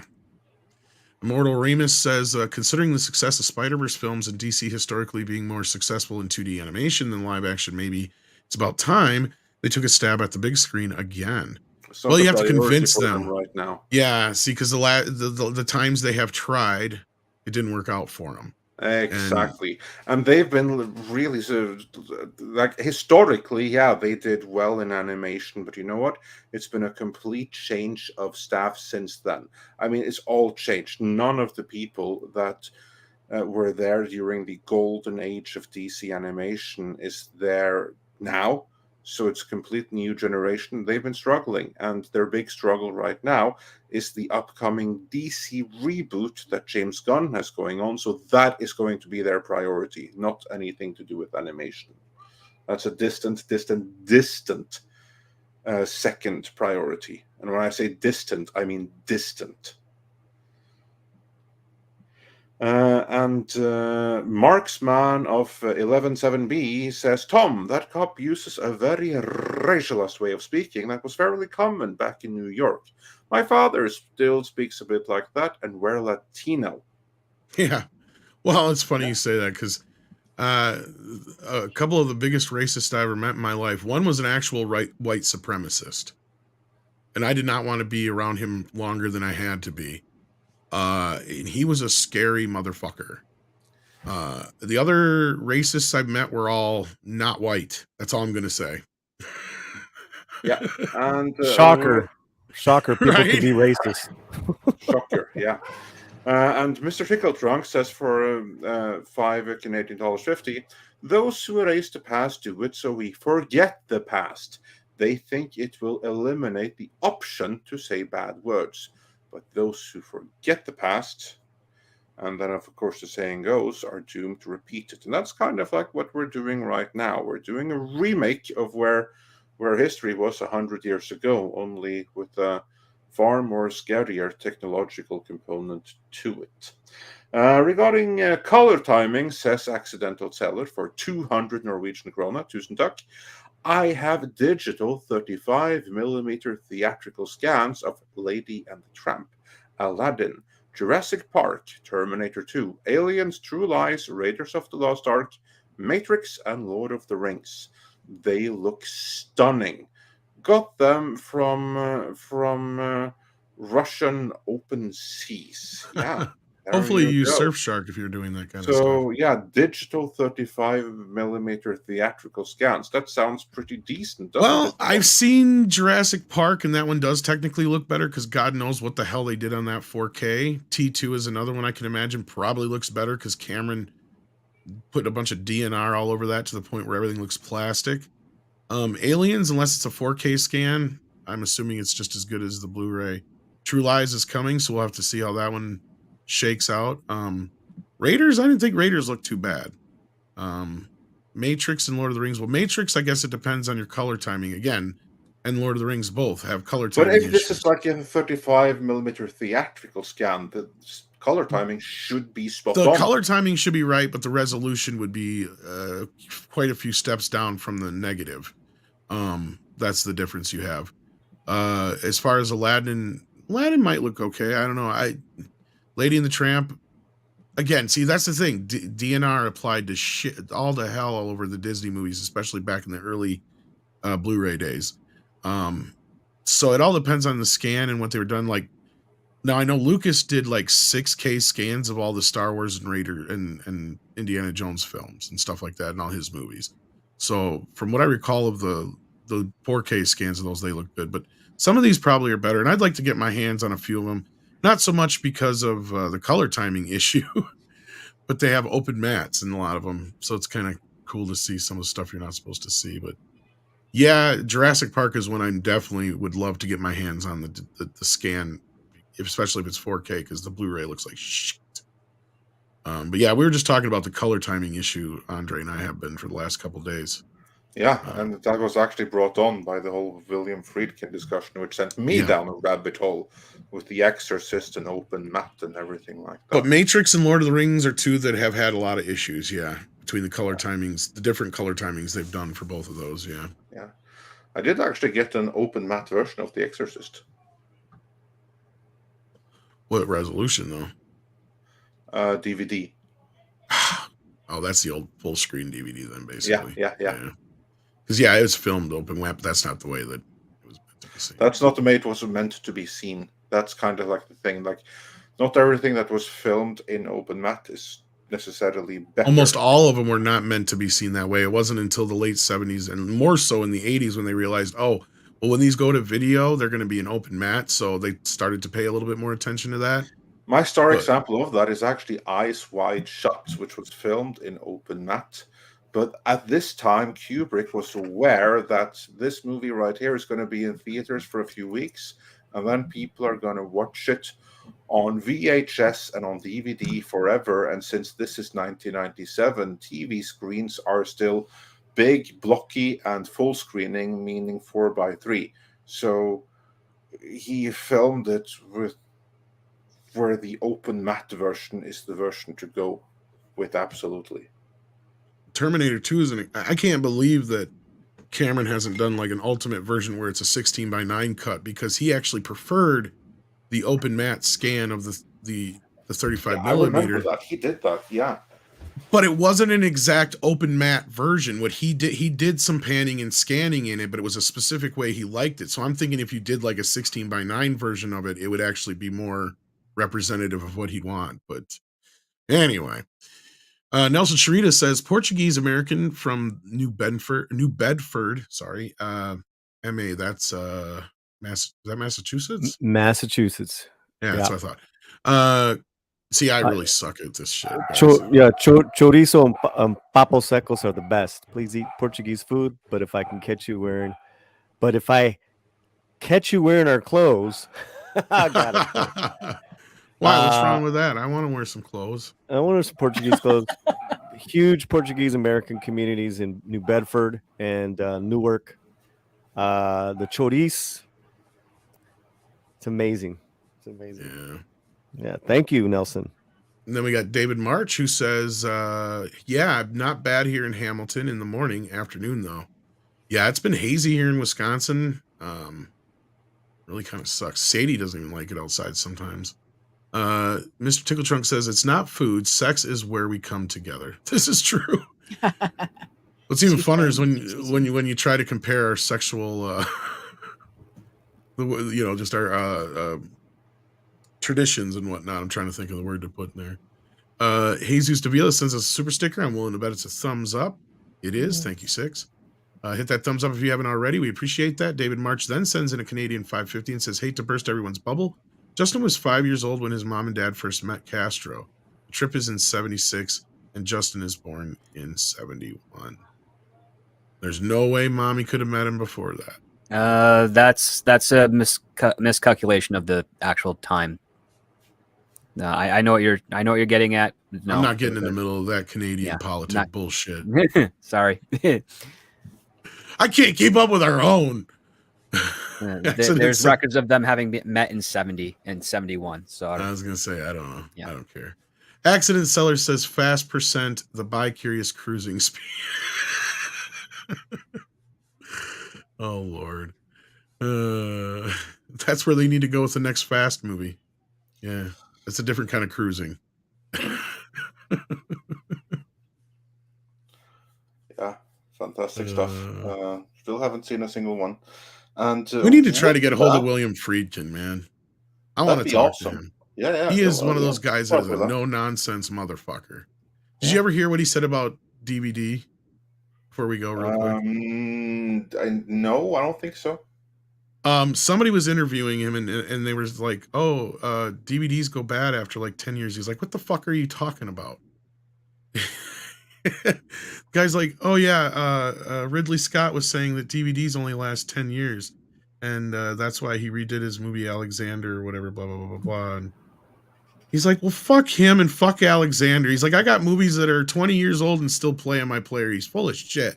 He just wanted people to buy more copies. Exactly. That's what he said. He's like, he just wants people to buy more movies. He's like, he's full of shit. Exactly. Unless you have like a DVD that was made at a bad facility, so it was subject to disc rot. You treat Which is it well, only a that few. disc is going to outlast you. And I've come to, in my studies, I've come to learn that disc rot is triggered more by environment than anything else. So, because people seem to have them in batches, and it's like, that doesn't make sense, because the only times we've ever had any reports have been a few random ones where they actually have said, yes, we had a problem with glue, and you're going to get disc rot on these, and they've usually replaced them. So, and I only have like one disc that's a manufactured disc with disc rot, and that one came from the bad Warner batch. So, yeah. Yeah, store them in a freezer. I don't advise that, Joey. My studies, yes, I've talked to a lot of people about disc rot because I was trying to get to the bottom of it because I noticed patterns in it. And what I've come to realize is I think it has more to do with the environment they're in. If you're somebody who lives on like a coastal environment where there's a lot of salt and stuff, that affects it, it seems to be. Because in the Midwest, disc rot is not a thing, really. It seems. Not as much. I think it has to do with humidity and how much salt is in the air and stuff like that. But anyway, moving on. We're done for the day. Unless we have any member chats we have missed, I think we're We good. are done. Yay! DUN done. DUN done. Script Doctor, anything you got going on? Just working on some posts for my Patreon right now. Yeah. Awesome. 6, you got anything coming up? Midnight's Edge After Dark, 6 p.m. Central tomorrow night. And I am planning to go see Transformers, so I will have my review. Awesome. We'll all have seen Transformers by tomorrow. Fantastic. I hope it's more than meets the eye. I'm actually really looking forward to it because... Oh, you're actually expecting me to go see it? Oh, if you can. You said you're going to see it. I said I could go see it tonight if I want to sit in the nosebleeds. Oh, God. I don't really... I just saw Bumblebee last year. Well, I'll see it. I think you should go. I've never been... You know what Transformers was to me? Transformers was the cartoon that was on between He-Man and G.I. Joe. But you're like pushing for this movie to like topple Spider-Verse. You should go fucking see it. I'm not so much toppling it. I even before the Spider-Verse thing was a thing, and I think 6 will back me up on this. I've already said that people, like every time we brought up Transformers, people want to talk about it. Yeah. Every time there's a trailer, people want to talk about it. I'm just not that into like Transformers. A fun movie. Looks fun. I hear good things. I don't hate them. I'm just not that into them. I loved Bumblebee. Me too. I absolutely love it. Yeah, that was probably the best of all of the Transformer films thus far. Yeah, besides the first one, and even better than that first Bayformers, probably in some ways. Come on, I'm gonna see it tonight, bro. Yeah, I hope it's good. I hope we get a decent Transformer movie for once that people go, yeah, it's just as good as Bumblebee. It's a sequel to that, and I'm like, okay, well then they're heading in the right direction. Go see the movie, please. Otherwise, we have to talk about Spider-Verse again tomorrow night. I just bought Renfield. Can't I just watch Renfield again? After you get home from Transformers. It's a good flick, man. Renfield or Transformers? Renfield. I haven't seen Transformers yet. Yeah, we know Renfield is good. Keep up, Tom. I know, I'm being a jerk. You're being a jerk, dude. It's called humor. Well, many of us will certainly have seen Transformers by the next stream, and I will see who has and who hasn't seen it by then. I'll see what I can do. Anything you got coming up? Yes, we have Midnight's Edge Espanol right now. Currently, we put that video up of Zelda. It's a review that Geek Tropology did. It is, I think, it passed our 1,000 views, which is huge for us. We're seeing an uptick in views, subscribers. I'm so happy. Mickey Rooney is part of the team now, getting videos there. So anyone who enjoys Geek Tropology, he always has great takes. That's new. And then I'll be live later today. Got filmmaker Alejandro Montoya Marin. He's in the new movie. He's acting in the new movie Flaming Hot. He actually was pretty funny in it. So we'll be talking about a whole bunch of things, including my Flash spoiler review, and I'll save that towards the end of the live stream tonight. Coming up in a few hours. Fantastic. So everyone check that out. Watch out for regular scripted videos that will come soon. Go ahead on over to Midnight's Edge After Dark for more streams there. And of course, live archives where more clips will be forthcoming very, very soon. And also where this and all other streams will be re-uploaded once they're taken down from the main channel. With that, I believe it is time for some final chats because Mecha J says Transformers Lives Matters. Thank you, Mecha J. Indeed. And with that, Tom, it is time for some koalas in the rain. Zero. You know, before we do that, I hate doing this. Should I buy the shirt that has Winnie the Pooh on it and it says "Zero bothers given"? No. Okay. Koalas in the rain, koalas in the rain, no fucks given. Koala, koala, koalas in the rain, koalas in the rain, no fucks given.